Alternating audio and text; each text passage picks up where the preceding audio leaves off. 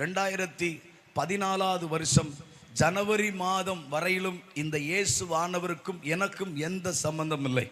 இதோ நம்முடைய ஊருக்கு அருகில் இருக்கக்கூடிய அந்த சபரிமலைக்கு ஒவ்வொரு வருஷமும் 5 வருஷம் அந்த சபரிமலைக்கு மாலை அணிந்து போனவன் நான். கவனிங்க, ஒவ்வொரு வருஷமும் நான் பெருவழி பாதை தான் போவேன். ஒவ்வொரு வருஷமும் எரிமேலியில் இறங்கி அதிலிருந்து அந்த 48 மைல் அவர் நடந்து போய் தான் அந்த இடத்துக்கு போவேன். அது மட்டும் இல்லை, எனக்கு விவரம் தெரிய சிறு பிள்ளையா இருக்கும் போதே எங்கள் அம்மாவுடைய கைப்பிடிச்சு இருக்கங்குடிக்கு நடந்து போனவன் நான். இருக்கங்குடி திருச்செந்தூர் என்றும் சொல்லப்போனால் 50,000 பேர் 1,00,000 பேர் வரக்கூடிய பக்கத்தில் இருக்கிற நால்மாவடி எனக்கு தெரிஞ்சது கிடையாது. ஆனால் அதுக்கு பக்கத்தில் இருக்கிற ஆறுமங்கலம் சொடலை என்ற விக்கிரக அந்த இடத்துக்கு ஒவ்வொரு மாதத்தினுடைய முதல் செவ்வாய்க்கிழமை அங்கே இரவு போவேன். அப்படி போகிறதுக்கு முன்னாடி எங்கள் ஊரில் இருந்து நான் திருநெல்வேலி ஜங்ஷன் பஸ் ஸ்டாண்டுக்கு வந்து அங்கே ரெட்டப்பாலம் பக்கத்தில் ஒரு மதுபான கடை உண்டு. அந்த மதுபான கடையில் ஒரு மதுபான பாட்டிலை, முழு பாட்டிலை வாங்கி அந்த சாமிக்கு கொண்டு போய் படைப்பேன். ஒவ்வொரு மாதமும் நான் அருந்துவது கூட சாதாரண விலை உள்ளது தான். ஆனால் அந்த இதுக்கு நான் விலை உயர்ந்ததை வாங்கி கொண்டு போவேன். அப்படி வாங்கி கொண்டு போய் செவ்வாய்க்கிழமை இரவெல்லாம் அந்த இடத்தில் வைணவம் காத்து இரவெல்லாம் இருந்து நைட்டு 12 மணிக்கு உச்சிகால பூசை நடக்கும். அந்த உச்சிகால பூசை நடக்கும்போது சுடுகாட்டில் படைக்கப்பட்ட அந்த கறி முட்டை எல்லாம் போட்டி போட்டுக்கொண்டு சண்டை போட்டுக்கொண்டு அதை எடுத்து சாப்பிட்டு தங்கள் வீடுகளுக்கும் எடுத்துட்டு போகக்கூடிய அளவுக்கு, அந்த அளவுக்கு மதியீனமான காரியங்களுக்கு நான் என் வாழ்க்கையை ஒப்பு கொடுத்து அந்த பாதையில் நடந்தேன். ஏன் இதை உங்களுக்கு சொல்கிறேன்னா, உங்கள் மத்தியில் நிற்கிற நான் ஏதோ பெரிய பல வருஷமாய் இந்த தெய்வத்தை அறிந்த குடும்பத்தை சார்ந்தவன் அல்ல, இயேசுவை அறிந்த குடும்பத்தை சார்ந்தவன் அல்ல. நான் எல்லா இரக்கத்தோடு சொல்லுவேன், ஆண்டவருடைய அளவில்லாத இரக்கம் 26வது வயசில் என்னை அவருடைய இரட்சணியம் தேடி வந்தது. அல்லேலூயா. எங்கள் ஊரில் ஒரு விக்கிரக கோயில் ஒன்று இருக்கு. அங்கே பூசை செய்வதற்கு ஆள் இல்லாவிட்டால் நான் தான் போய் அது பூசை செய்வேன். கவனிங்க, ஏன் இதை சொல்கிறேன் அப்படின்னா, நான் எந்த அளவுக்கு தேவனுடைய ஆவி இல்லாத போது ஒரு மனுஷன் எந்த அளவுக்கு மதியீனமாக இருக்கிறான், தேவனற்ற ஒரு மனுஷன் இந்த பூமியில் எந்த அளவுக்கு அவனுடைய சிந்தனைகளுக்குள் நடக்கிறான் என்பதை நீங்களும் நானும் புரிந்து கொள்ள வேண்டும். அல்லேலூயா. இயேசு ஒரு இடத்துல சொல்லுகிறார், அந்த சீமோன் சொல்றான், இவள் யார் என்று தெரிந்திருந்தா இவருக்கு நல்லா தெரியும், இவருடைய பாதத்தை தொடுகிறாள், இவள் பாவியான ஸ்திரீ அப்படின்னு சொல்லி அவள் கண்ணீரை விட்டு அந்த பாதத்தை கூந்தலினால் துடைத்து கொண்டிருக்கும் போது சீமோன் தன் மனசுல இவள் யாருன்னு தெரிஞ்சா இப்படி தொடவிட மாட்டாரு அப்படின்னு சொல்லிட்டு அவன் யோசித்துட்டு இருக்கும்போது சீமோனை கூப்பிட்டு சொல்றாரு, கவனிங்க, எந்த மனுஷனுக்கு அதிகம் மன்னிக்கப்பட்டிருக்கிறதோ அந்த மனுஷன் என்னிடத்தில் அதிகமாய் அன்பு கூறுவான் என்று சொன்னார். அல்லேலூயா. உங்கள் மத்தியில் நிற்கிற மகேந்திரனா, எனக்கு இயேசு அதிகமாய் மன்னித்திருக்கிறார். அல்லேலூயா. அதிகமாய் அதிகமாய் அதிகமாய் அவர் எனக்கு மன்னித்திருக்கிறார். அதனால்தான் என்னுடைய கண்ணீரா இருக்கட்டும், என்னுடைய வாழ்க்கையினுடைய முடி என்பது எல்லாவற்றை விட நம்ம கனமாய் பார்க்கிற ஒன்று. எல்லா கனத்தையும் அவர் பாதத்துக்கு கீழே நம்ம கனத்தெல்லாம் ஏன் கொண்டு வரனா, அவர் நம்மளை அதிகமாய் அன்பு கூர்ந்திருக்கிறார். அல்லேலூயா. எங்க ஊர்ல பூசை செய்ய ஆள் இல்லைன்னா நான் தான் போவேன். போயிட்டு ஒரு பக்கத்தில் ஒரு அடிபம்பு இருக்கும். அந்த அடிபம்பில் தண்ணி அடித்து நிறையா அந்த தண்ணியை பிடிச்சி பக்கத்தில் கடையில் போயிட்டு, அன்றைக்கெல்லாம் சர்ஃபெக்சல் 1 ரூபா 2 ரூபா பொடி பாக்கெட் இருக்கும், 1 ரூபா பொடி. அந்த சர்ஃபெக்சல் ஏரியெல்லாம் வாங்கி நான் அந்த தண்ணியில் நல்லா கரைச்சி கடையில் 2 எலுமிச்சம்பழத்தையும் 1 லிட்டரு நல்லெண்ணையும் 2 கொஞ்சம் தேங்காய் நாரையும் வாங்கி உள்ளே போய் அந்த விக்கிரகத்துக்கு ஊற்றி முதுகை தேய்ப்பேன். அப்படியே கரன்ட்டு அந்த சர்ஃபெக்சலை வச்சு நல்ல தண்ணியில் கரைச்சி அந்த முதுகை தேய்ப்பேன். முதுகெல்லாம் எண்ணெய் காப்பு பொறிஞ்சு கிடக்கும். அப்படி தேய்ச்சிக்கிட்டு இருக்கும்போது சொல்லுவேன், கொஞ்சம் பார்த்து எனக்கு செய்யு, நான் தான் உனக்கு குளிப்பாட்டுறேன், நான் தான் உனக்கு சோடிக்கிறேன், நான் தான் உனக்கு ராஜ அலங்காரம் போடுறேன் அப்படின்னு சொல்லி அதை சொல்லிக்கிட்டே இருப்பேன். நான் தாழ்மையாக சொல்லுவேன், பார்த்து செய்யின்னு சொன்னேன். ஆனால் கொஞ்ச நாள் கழிச்சு தெரிஞ்சது அது பார்க்கவே பார்க்காதுன்னு. புரியல உங்களுக்கு? நான் சொல்லிக்கிட்டே இருப்பேன் ஒவ்வொரு தடவை. எனக்கெல்லாம் அந்த அங்கே இருக்க குத்து விளக்கும் அங்கே இருக்கிற காரியங்களும் அழுக்காக இருந்துச்சுன்னா அவ்வளோ பிடிக்காது. அதை அப்படி பத்திரமா கழுவி சோடிச்சு வைப்பேன். எங்கள் ஊரில் கரையில் ஒரு விற்கிற இருக்குது, கம்மா கரையில் ஒரு விற்கிற இருக்குது. அதுக்கு 108 குடம் தண்ணியை அடித்து அடித்து ஊற்றுவேன். அந்த அளவுக்கு வெறித்தனம், அது மேலே மோகம். இதுதான் என்னுடைய வாழ்க்கை. ஒரு பக்கம் விக்கிரகத்தின் மேல் தீரா மோகம் கொண்டு அதை ரொம்ப அதிகமாக அதை பின்பற்றி போனேன். ஒரு பக்கம் எங்கள் ஊரில் கவனிங்க, இந்த மாதிரி ட்ராக்ஸ் கொடுக்க வருவாங்க. ஒரு நாள் எனக்கு நல்ல ஞாபகம் இருக்கு. ஒரு வெள்ளை ஃபேன் செட் போட்டு வெள்ளை சேரி கட்டி ஒரு அக்காவும் ஒரு அண்ணனும் வந்தாங்க. இன்னைக்கு அவங்க எனக்கு போதகர்னு தெரியுது, அன்னைக்கு எனக்கு தெரியாது. அவங்க வந்து என்கிட்ட, நான் ஒரு கோயில் திண்டில் உட்காந்துருக்கிறேன், என்கிட்ட ட்ராக்ஸ் கொடுத்தாங்க. என்கிட்ட ட்ராக்ஸ் கொடுத்தோன்னையும் நான் அந்த ட்ராக்ஸை வாங்கி ஒன்றுமே செய்யல. அதாவது அவங்க எதையும் திருப்பிலாம் பார்க்கல, அப்படியே சுருட்டி மடித்து இப்படி ஓங்கி எரிஞ்சேன். இப்படி எரிஞ்ச உடனேயும் ஒரு கல்லில் தட்டி அந்த அக்காவுடைய காலில் பின்னாடி விழுந்துருச்சு. அவங்க என்னை இப்படி திரும்பி பார்த்து ஒரு சிரிப்பு சிரிச்சாங்க. அந்த சிரிப்பு என்னை நொறுக்கிருச்சு. ஏன்னா தன் கணவர் கூட இருக்கிற அவரும் பார்த்து சிரிக்கிறாங்க. நான் யோசிச்சேன். ஆனால் அன்னைக்கு எனக்கு அது நொறுக்கப்பட்டதை ரொம்ப யோசிக்கல, அப்படியே விட்டுட்டேன். ஆனால் அவருக்கு முகத்தில் ஒரு தேவ அன்பை நான் பார்த்தேன். அல்லேலூயா. இயேசுனாலே அந்த சபை, அந்த இயேசு அப்படிலாம் எங்களுக்கு பிடிக்காது. ஏன்னா எங்களுக்கு எப்படி கற்றுக் கொடுத்தாங்கன்னா, வெள்ளைக்காரன் சாமி, வெளிநாட்டுக்கார சாமி, இதெல்லாம் நம்ம ஊர் சாமி கிடையாது. நம்ம ஊர் சாமியெல்லாம் இவங்க இந்த சாமியை மாதிரி வம்பா அடிபட்டு சாகாது. நம்ம சாமியெல்லாம் கையில் அருவாள் வச்சுருக்கோம், அடித்து யார் வந்தாலும் வெட்டி கொண்டு வரும். நம்ம சாமியெல்லாம் பயங்கரமான தைரியமான ஆளுன்னு சொல்லி தான் எங்களுக்கு சொல்லி வளர்த்தாங்க. அப்படித்தான் ஏன்னா நல்லா புரிஞ்சுக்கொள்ள, தேவன் இல்லைன்னா மாம்ச வெறி இருக்கும். ஜெயிக்கணும், அடிக்கணும், உதைக்கணும், அப்படியே நாம தான் எல்லாமே அப்படின்னு சொல்லிட்டு நெஞ்ச நிமித்தக்கூடிய அந்த தேவையற்ற எண்ணங்கள் இருக்கு. ஆனால் இப்போ கடவுளுக்குள்ள வந்த பிறகுதான் அடிக்கிறது வீரம் இல்லை, அடி வாங்குறதான் வீரம்னு கற்றுக்கிட்டேன். அல்லேலூயா, அல்லேலூயா. நான் சொல்றது உங்களுக்கு புரியுதுங்களா? அதாவது தன்னை எதிர்த்து பேசுறவனை திருப்பி எதிர்த்து பேசுறது வீரமோ மேன்மை அல்ல. எதிர்த்து பேசுற மனுஷனுக்கு முன்னாடி மறுபடி எதிர்த்து பேசாம அந்த இடத்துல அமைதியா போனா அங்கதான் தேவனுடைய வீரம் செயல்படுது. சொல்லுங்க அல்லேலூயா. அப்படி எங்களை சொல்லி வளர்த்தபடினால எனக்கு இந்த இயேசு சாமி அன்னைக்கு இதை தொழுது கொள்ளணும், இதை பின்பற்றணுங்கிற எந்த ஒரு எண்ணம் இருக்காது. அதை தாண்டி இப்படியெல்லாம் பைபிளை தூக்கிட்டு போனால் எரிச்சல் வரும். புரிந்து கொள்ளுங்க, தேவனுடைய இன்னைக்கு ஏன் வந்து நாம் சில இடத்துல ட்ராக்ஸ் கொடுக்கும்போது ஏன் நம்மளை எதிர்க்கிறாங்க, ஏன் நம்மளை விரோதிக்கிறாங்கன்னா, விஷயம் அவங்க இல்லை, அவங்களுக்குள்ள தேவனற்ற ஒரு ஆவி இருக்கு. அல்லேலூயா, அல்லேலூயா. நீங்க யோசிச்சு பாருங்க, எங்க ஊர்ல இன்னைக்கும் சில ஆண்டவர் அறிஞ்சவங்க யாராச்சும் அந்த மாலை போட்டிருந்தாங்க, அவங்கள பார்த்தா சோத்திரம் சோத்திரம் சோத்திரம் சோத்திரன்னு போட்டு போவாங்க. ஏங்க நான் சொல்றேன், நான் மாலை போட்டிருக்கும் போது என்ன பார்த்து ஏசப்பா சோத்திரம் சோத்திரம் விலகி போயிருந்தா நான் இப்படி உள்ள வருவேன்?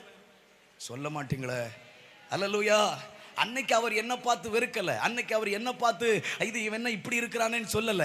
அவர் என்னை பார்த்து அவர் மனதுருகினார். அல்லேலூயா. கவுனிங்க, அப்படிதான் என்னுடைய வாழ்க்கை அமைந்திருந்தது. எங்க ஊர்ல ஒரு சபை இருக்கு. அந்த சபைக்கு முன்னாடி ஒரு பெரிய கிரவுண்ட் இருக்கும். அங்கதான் நாங்களாம் கிரிக்கெட்டு, பம்பரம், இந்த கோழிக்காலாம் விளாடுவோம். அப்படி விளையாடும் போது என் நண்பன் ஒருத்தன் என் கூட படிக்கிறவன், அவன் சபைக்குள்ள இருந்து கேக்கு, சேவு, டீ, கடுண்டீலாம் இருக்கு இல்லையா, அங்க சபைக்குள்ள இருக்கும். அதை அவங்க மீட்டிங் நடக்கும்போது அதான் போட்டு தருவாங்க. அப்ப நாங்க வெளியில் விளாண்டுட்டு இருப்போம், அவன் கொண்டு வருவான் என் ஃப்ரெண்டு. உடனே அவன் சொல்லுவான், டேய் மஹிந்திரா, எங்க அப்பா உன்னை உள்ள கூப்பிடுறாரு அப்படின்னு அவன் சொல்லுவான். அந்த திலீப் குமார் சொல்லுவான். உடனே நான் சொல்லுவேன், செத்தாலும் சாவண்டா, சர்ச்சுக்குள்ள மட்டும் வரமாட்டேன். யாரை பார்த்து சர்ச்சுக்குள்ள கூப்பிடுறா, நாங்களாம் யார் தெரியுமா அப்படின்னு அவனை மிரட்டுவேன்.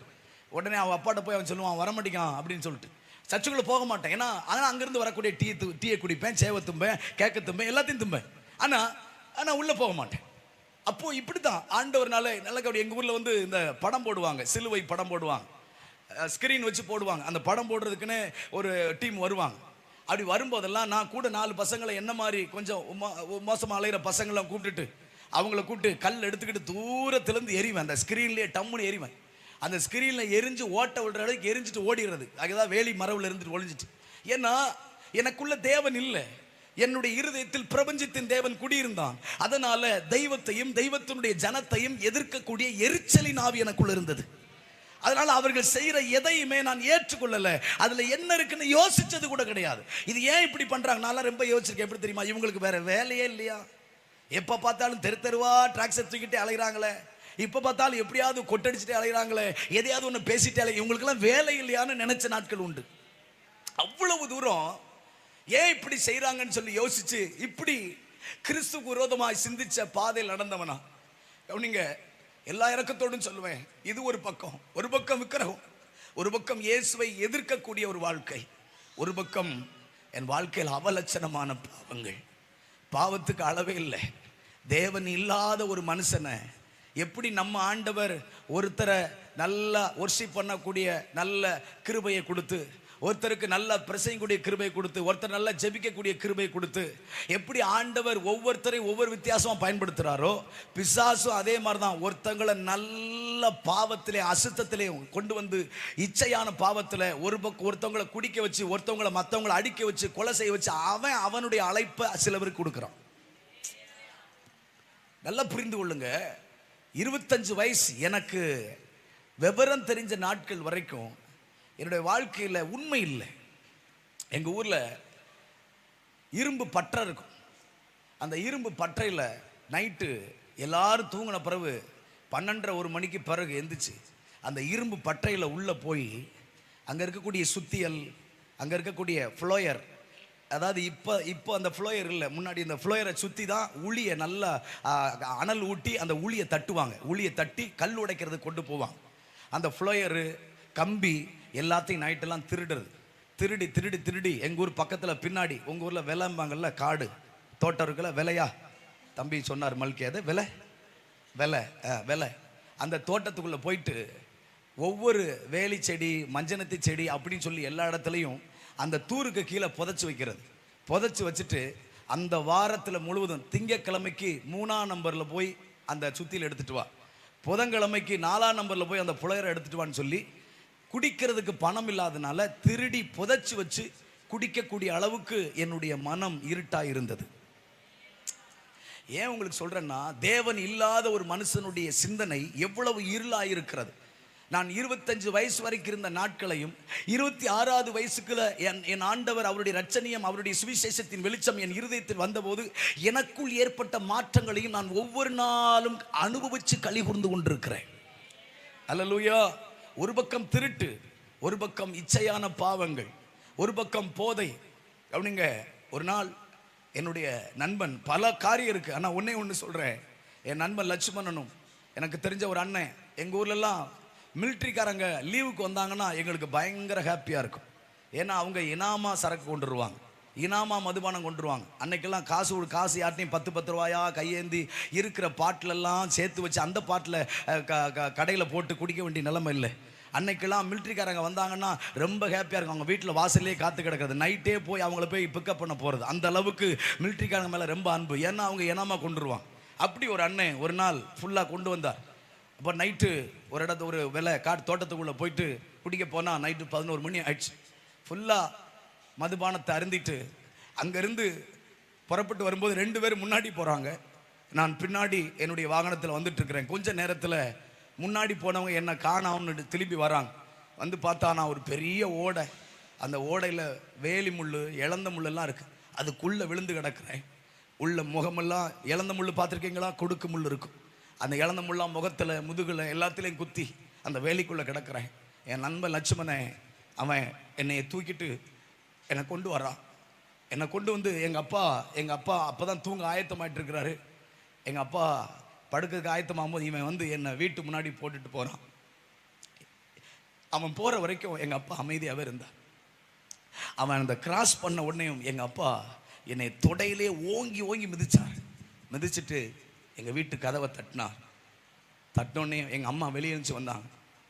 எங்கள் அம்மா பார்த்து சொன்னார், நீ பெத்த திருமகன் எப்படி வந்து படுத்திருக்கான் சொல்லி அசிங்கமாக எங்கள் அம்மாட்ட என்னை திட்டி எப்படி கிடக்கிறான் பாருன்னு சொல்லி எங்கள் அம்மாட்ட எங்கள் அப்பா சொல்கிறாரு.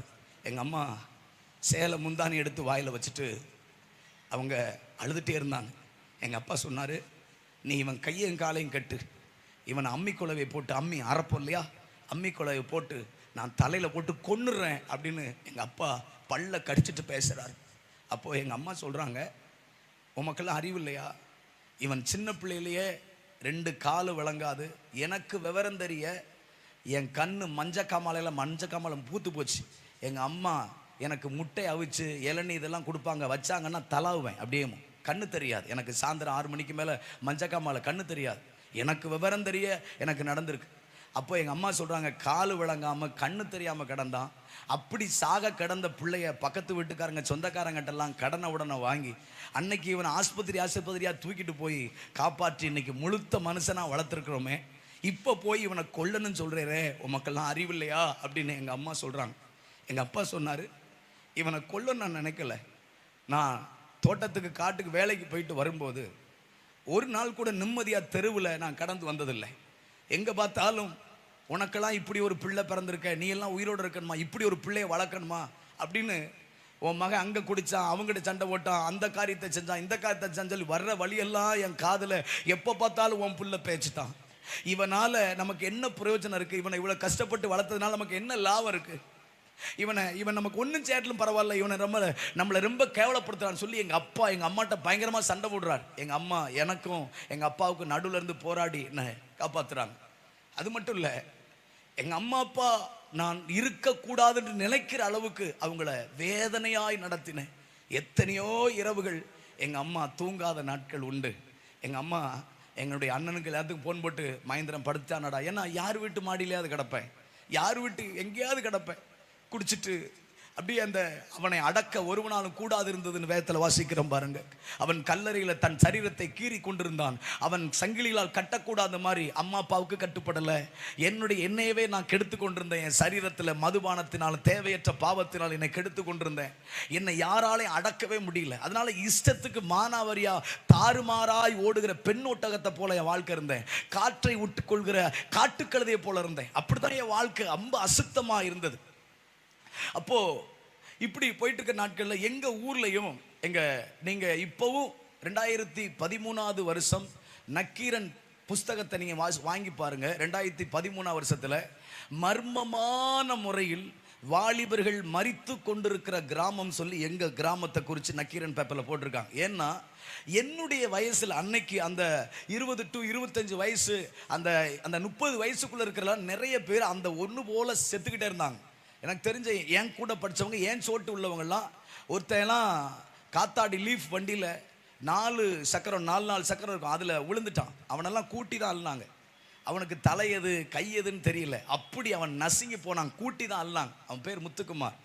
அது மட்டும் இல்லை, போஸ், பழனி, கருப்புசாமி, லட்சுமணன், இப்படி பல வாலிபர்கள் என்னை போல நிறைய பேர் ஒன்று போல செத்துக்கிட்டே வந்தாங்க. அதனால எங்க ஊர்ல ஒரு பயம் வந்துருச்சு. ஏதோ ஒரு அசுத்த சக்தி ஊருக்குள்ள புகுந்துருச்சு, அதனால வாலிபர்களை பூரா கொண்டுகிட்டே இருக்குது அப்படின்னு சொல்லி எங்க ஊர்ல இருக்கிற அந்த நாட்டாம அந்த எல்லாருமே, அந்த தர்மகத்தா எல்லாருமே முடிவெடுத்து வீட்டுக்கு வரி போட்டு ஆந்திராவில இருந்து மந்திரவாதிகளை கூப்பிட்டு வந்து இந்த அசுத்த சக்தியை விரட்டணும், வாலிபர்களுக்கெல்லாம் ஒரு பூஜை பண்ணணும் அப்படின்னு சொல்லிட்டு எங்க ஊர்ல எல்லாரையும் கூட்டி அந்த காரியத்தை செஞ்சாங்க. அதில் முதல் வரிசையில் உட்காந்துருந்தேன். என் கையில் கொடுத்து தான் அந்த கலயம், அதாவது மண் கலயம் சொல்லுவோம், மண்பானைன்னு சொல்லுவாங்க. அந்த கலயத்தில் உள்ள இனத்தையோ போட்டு அந்த நெல் உமி இதெல்லாம் போட்டு செஞ்சு என்னென்னத்தையோ பண்ணாங்க. அதை என் கையில் கொடுத்து என்ன மாதிரி இருக்கிற பசங்களை கையில் கொண்டு வந்து எங்களெல்லாம் சுற்றி பண்ணி தெருவுக்கு தெருவு புதைக்க வச்சாங்க. ஏன் இதை உங்களுக்கு சொல்கிறேன்னா, ஒரு பக்கம் அம்மா அப்பா இவன் இருக்கவே கூடாது அப்படிங்கிற அளவுக்கு என்னுடைய வாழ்க்கை குறித்து வேதனைப்பட்ட ஒரு சூழ்நிலை. ஒரு பக்கம் ஊருக்குள்ள அடுத்து மகேந்திரன் தான் சாவான், மகேந்திரன் தான் இல்லாமல் போவான், இவன் ஆடுற ஆட்டத்துக்கு இவன் இருக்கவே கூடாது அப்படிங்கிற மாதிரி அளவுக்கு அவங்களுக்கும் இந்த வாலிபர் மறித்து கொண்டிருக்கிறதுனால அடுத்து இவன் தான் சாவாங்கிற அளவுக்கு போயிடுச்சு. அது மட்டும் இல்லை, 5வது வருஷம் சபரிமலைக்கு மாலை போட்டு அப்படியே ஈர துண்டோட கட்டிட்டு அந்த கோயிலில் போய் இருமுடியெல்லாம் கட்டிட்டு வீட்டுக்கு போகிறேன். அதாவது இருமுடி கட்டதுக்காக எல்லாத்தையும் ஜாமான் எடுக்க வீட்டுக்கு போகிறேன். அப்போது ஈர துண்டோட இருக்கும்போது மாடியிலேருந்து எங்கள் சொந்தக்காரங்க அப்படி பார்க்குறாங்க. அப்படி பார்த்துட்டு அவங்க இன்னைக்கு எனக்கு ஏன் இருக்கு, அவங்க அப்படி நெஞ்சை இப்படி தடவிட்டு, இவன் மேலே போகிறவன் கீழே வரக்கூடாதுன்னாங்க. நம்ம ஊரில் நெஞ்சை தடவைன்னு என்ன அர்த்தம் தெரியுமா? அதோட ஒளிஞ்சு போட்டுன்னு அர்த்தம். எங்கள் ஊரில் சொடக்கு போடுவாங்க, பார்த்துருக்கீங்களா? உங்களுக்கு தெரியாதோ? காலையில் இந்த உங்கள்கிட்ட மண்டவல்லன்னு சொன்னல, அது என்ன மண்டவல்லன்னா தெரியாதுன்னு நினைக்கிறேன். மல்கியா சொன்னார், மண்டவல்லன்னா வெல்லம். ஏங்க உங்கள் லாங்குவேஜுக்கு என் லாங்குவேஜுக்கு கொஞ்சம் ரொம்ப இல்லை, லைட்டாக. அதனால் வெல்லம், மண்டவல்லன்னு சொல்லுவோம் இல்லையா, வெல்லம், அச்சு வெல்லம், சக்கரை. அல்லேலூயா, சக்கரை சொல்லுங்க. அப்போது அதுதான் எங்கள் அம்மா திருச்செந்தூரில் என் அளவுக்கு என்னுடைய வெயிட்டுக்கு தக்க எங்கள் அம்மா திருச்செந்தூரில் ஒரு பக்கம் ஒரு தராசில் மகேந்திரன், ஒரு தராசில் சக்கரை, இந்த ரெண்டையும் வச்சு விற்று கொடுத்து வாங்கினாங்க. ஏன்னா அன்னைக்கு எனக்கு பல நோய் இருந்ததுனால. இது ஏன் சொல்ல வரேன்னா, சில மொழிகள் உங்களுக்கு எனக்கும் கொஞ்சம் ரொம்ப இல்லை. அப்போது அந்த ஊருக்குள்ளே அப்படி எதை சொல்லிட்டு இருந்தேன், ஈரத்துண்டு, கரெக்ட். ஈரத்துண்டை கட்டிட்டு இப்படி போகிறேன். அவங்க சொல்கிறாங்க, இப்படி நெஞ்சை தடையிட்டு, இவன் போகிறவன் மேலே சபரிமலைக்கு மேலே போகிறவன் திரும்ப வரவே கூடாது. ஏன் இதை சொல்கிறேன்னா, ஒரு பக்கம் எங்கள் அம்மா அப்பாவுக்கு பிடிக்கலை, ஒரு பக்கம் ஊருக்குள்ளே அடுத்து இவன் தான் சாவாங்கிற ஒரு சூழ்நிலை, ஒரு பக்கம் சொந்தக்காரங்களுக்கும் பிடிக்கல. ஏன்னா நான் நடக்க இப்படி என் வாழ்க்கை மோசமாக போச்சு. அது மட்டும் இல்லை, நான் கர்த்தருக்கு முன்னாடி சொல்கிறேன், என் லைஃப்பில் மறைக்கப்பட்ட சில காரியங்கள், அரசாங்கத்துக்கு விரோதமாக, சட்டத்துக்கு விரோதமாக நிறைய காரியங்களை செய்தேன். என்னை அவ்வளோ அலக்கழிச்சான் பிசாசு, தாறுமாறாக ஓட வச்சான். கோயில் கலையங்களை திருடுறது, தேவையற்ற காரியங்களை செய்கிறது, இல்லாத அவலட்சணமான காரியங்களை செய்கிறது, எல்லாவற்றையும் செய்ய வைத்து என் வாழ்க்கையை பயங்கரமாக கெடுத்துட்டான். அப்போது 2013 வருஷம், கவனிங்க, 4வது வருஷம் சபரிமலைக்கு மாலை போட்டுட்டு முடிச்சுட்டு வீட்டுக்கு வர்றேன். அந்த ஜனவரி, அந்த பிப்ரவரி நாட்களில் ஊருக்குள்ளே ஒரு தப்பு பண்ணிட்டேன். ஒருத்தவங்களுக்கு விரோதமாக ஒரு காரியத்தை செஞ்சுட்டேன். அவங்க அன்றைக்கு இரவு என்னை அடிப்பதற்காக 4-5 பேர் சேர்ந்து வர்றாங்க. அப்படி வரும்போது நானும் அவர்களை விரோதித்து சில ஆயுதங்கள்லாம் எடுத்து துரத்துறேன். அவங்க என்னை நேராக ஓடி போய் பக்கத்தில் இருக்கிற போலீஸ் ஸ்டேஷனில் போயிட்டு என் மேலே கம்ப்ளைண்ட் கொடுத்துட்டான். கவனிங்க, ஸ்டேஷனுக்கு போயிட்டு வராங்க. நான் துரத்துனேன், பயந்து வீட்டுக்குள்ளே ஒளிஞ்சிட்டாங்க. எப்படி வர்றதுக்குள்ளே நைட்டு இவங்களை ஏதாச்சும் பண்ணணும்னு சொல்லி நானும் எங்கள் அண்ணன் எல்லாரும் சேர்த்து இருக்கிற வெறித்தனமாக இவங்க நேராக போய் சுமோவில் ஒரு 4-5 போலீஸை கூப்பிட்டு வந்துட்டாங்க. வந்து பார்த்தா எங்களை லைட் அடிக்கிறாங்க, சுமோவில் லைட் அடிக்குது. பார்த்தா யாருன்னு பார்த்தா போலீஸ். உடனே பயந்து ஓடுறேன். நானும் அவங்க எல்லாம் ஓடி பைக்கை ஒரு வீட்டில் விட்டுட்டு ஒரு காட்டுக்குள்ளே, ஒரு மக்காச்சோலை தோட்டத்துக்குள்ளே ஓடிட்டேன். அப்போது அன்றைக்கு நான் இந்த ஊர்காவல் படை என்கிற ஒன்றில் வீட்டில் சும்மா இருந்ததுனால அந்த ஊர்காவல் படையில் சேர்ந்தேன். அப்போது எங்கள் ஊரில் இந்த கூட்டுறவு எலெக்ஷன் நடக்கும், சொசைட்டி எலெக்ஷன் சொல்லுவாங்க இல்லையா, கூட்டுறவு எலெக்ஷன். அந்த சொசைட்டி எலெக்ஷனில் ஒரு இரவு நானும் அன்றைக்கு இருந்த இன்ஸ்பெக்டர் மனோகர் என்கிற ஒருத்தர், அவரும் நானும் அந்த சொசைட்டி எலெக்ஷனுக்கு அன்னைக்கு நைட்டு டியூட்டி பார்த்தோம். இப்போது என்னுடைய கேஸ் போயிருக்கிறது அவர்கிட்ட தான். இப்போது இவர் தான் என்னை வந்து பிடிக்க வர்றார். வந்தால் நான் ஒரு தோட்டத்துக்குள்ளே நடக்கிறேன். அப்போது அவர் என் ஃபோனுக்கு அன்னைக்கு இந்த 110 அந்த ஃபோன், அன்னைக்கு அந்த பட்டன் ஃபோன் தான். அப்போ அவர் எனக்கு ஃபோன் அடிக்கிறார். ஃபோன் அடித்து, மகேந்திரா நீ எங்கே இருக்க, ஒழுங்காக வந்துரு, உன்னை பற்றி கம்ப்ளைண்ட் வந்திருக்கு, நான் தேடி வந்தால் நீங்கள் எல்லாம் ஓடுறீங்களான்னு சொல்லிட்டு என்னை சத்தம் போட்டு மிரட்டுறார். நான் சொல்கிறேன், சார் எங்கள் மேலாம் தப்பு இல்லை, அவன் எப்படி கம்பை தூக்கிட்டு வரலாம் அப்படி இப்படின்னு சொல்லி பேசுகிறேன், அதெல்லாம் பேசாத, ஸ்டேஷனுக்கு வா அப்படிங்கிறார். சார் அப்பெல்லாம் வர முடியாதுங்கிறேன். அவர் சொல்கிறாரு, நீ வெளியே வந்தபோது உங்கள் அப்பா உனக்காக வெளியே வந்தார், உங்கள் அப்பா அருவாளோடு வந்ததுனால உங்கள் அப்பா தூக்கி உள்ளே வச்சுருக்கோம், நீ வா அப்படிங்கிறார். எங்கள் அப்பா உள்ளே வச்சனையும் எனக்கு, நான் தோட்டத்திலேருந்து எனக்கு என்ன செய்யன்னு தெரில, உடனே கிளம்பி வர்றேன். எனக்காக வந்தவங்க எங்கள் அப்பா, எங்கள் அண்ணன், இன்னும் 2 தம்பிகள்லாம் எல்லாத்தையும் தூக்கிட்டு கொண்டு போயிட்டாங்க. இப்போது ஸ்டேஷன் போனால் அவர் சொல்கிறாரு, மகேந்திரா நீ இன்னுமே இந்த காரியத்தை செய்ய மாட்டேன், உன்னால் அவங்களுக்கு எந்த பாதிப்பு வராதுன்னு எழுதி கொடுத்துட்டு போ. எங்கள் ஊரில் பச்சைமட்டை ராமசாமின்னு ஒருத்தர் இருந்தார். அவர் ஒரு ஏட்டு. அவர் தென்னை மட்டை இருக்கு இல்லையா, தென்னை மட்டை, இது பனை மட்டை இருக்கு இல்லையா, அந்த மட்டையை கொண்டு தான் அடிப்பார். அடித்தா வெள்ளூரியாக உரிச்சிருவார், அந்த அளவுக்கு அடிக்கிறார். அவர்கிட்ட ஒரு குறிப்பிட்ட பணத்தை கொடுத்து, இந்த மகேந்திரனை முழங்கால் கீழே ஒடிச்சு விட்டுருங்க, இவன் ஆட்டம் ஓவராக இருக்குது, இவன் காலக்கையை ஒடிச்சு போட்டால் தான் இவன் திருந்துவான்னு சொல்லி எதிர்ப்பாளர், எனக்கு எதிர்த்து நின்றவங்க போய் அவங்க அப்படி சொல்லியிருக்கிறாங்க. அதனால் இவர் என்னை கூப்பிட்டு சொல்கிறாரு, மகேந்திரா உன்னை குறித்து பச்சைமட்டை ராமசாமிகிட்ட காசை கொடுத்து பேசியிருக்கிறாங்க, நீ ஒழுக்கமாக நீ எழுதி கொடுத்துட்டு போயிரு, நீ என் கூட டூட்டி பார்த்த முகத்தாச்சனைக்காக உன்னை நான் மேலே கை போடாமல் நான் அமைதியாக இருக்கிறேன்னு சொல்லி என்கிட்ட சொல்கிறார். அப்படி சொல்லிட்டு இருக்கும்போது எங்கள் அப்பாவும் சொல்கிறாரு, என்னை அந்த போலீஸ்காரர் மிதிச்சிட்டாரா அப்படின்னு எங்கள் அப்பா அழுகிறார். எங்கள் அப்பாவை போலீஸ்கார் மிதிச்சிட்டாங்க. இப்போது இவர் இப்படி சொல்கிறார். உடனே எதையும் யோசிக்கலை, அவங்க தேவையில்லாத காரியத்தில் எழுதியிருந்தாங்க, எல்லாத்தையும் படித்தேன், நான் எதையும் வாக்குவாதம் பண்ணலை, எழுதிட்டு கையெழுத்து போட்டுட்டு வந்துட்டேன். நைட்டெல்லாம் ஃபுல் தண்ணி. இப்போ காலையில் எழுந்திரிச்சா ஊருக்குள்ளே ஒரே பேச்சு, ஐயோ இப்படி மகேந்திர நைட்டெல்லாம் கொலை விழுந்திருக்கும் அப்படி இப்படின்னு பேசுகிற அளவுக்கு. காலையில் அவங்க அப்பா அடிச்சிட்டாங்களான்னு சொன்னோன்னே எனக்கு பெரிய அவமானமாக போச்சு. உடனே அன்னைக்கு ஒரு பைக் ஒன்று வச்சுருந்தேன். என்ன யோசிச்சேன்னு தெரியல, நேராக கோயில்பேட்டிலேருந்து பைக்கிலே மெட்ராஸ் போயிட்டேன். பைக்கிலே மெட்ராஸ் சென்னைக்கு பைக்கிலே போயிட்டு அங்கே ஒரு 6 மாதம் இருந்தேன். அப்போயில் 2013 ஆகஸ்ட் 15 நைட்டு எனக்கு ஒன்று ஃபோன் வருது. உன்னுடைய ஃப்ரெண்டு லட்சுமணன் திருப்பூர் காங்கேயம் பக்கத்தில் அவன் ஆக்சிடெண்ட்டில் இறந்துட்டான்னு. நேராக அங்கேருந்து கிளம்பி போகிறேன். அவன் ஒரு மார்ஜரியில் நல்ல ஹைட்டு மார்ஜரியில் கிடக்கிறான், உடம்பெல்லாம் வீங்கி அப்படியே செத்து கிடக்கிறான்.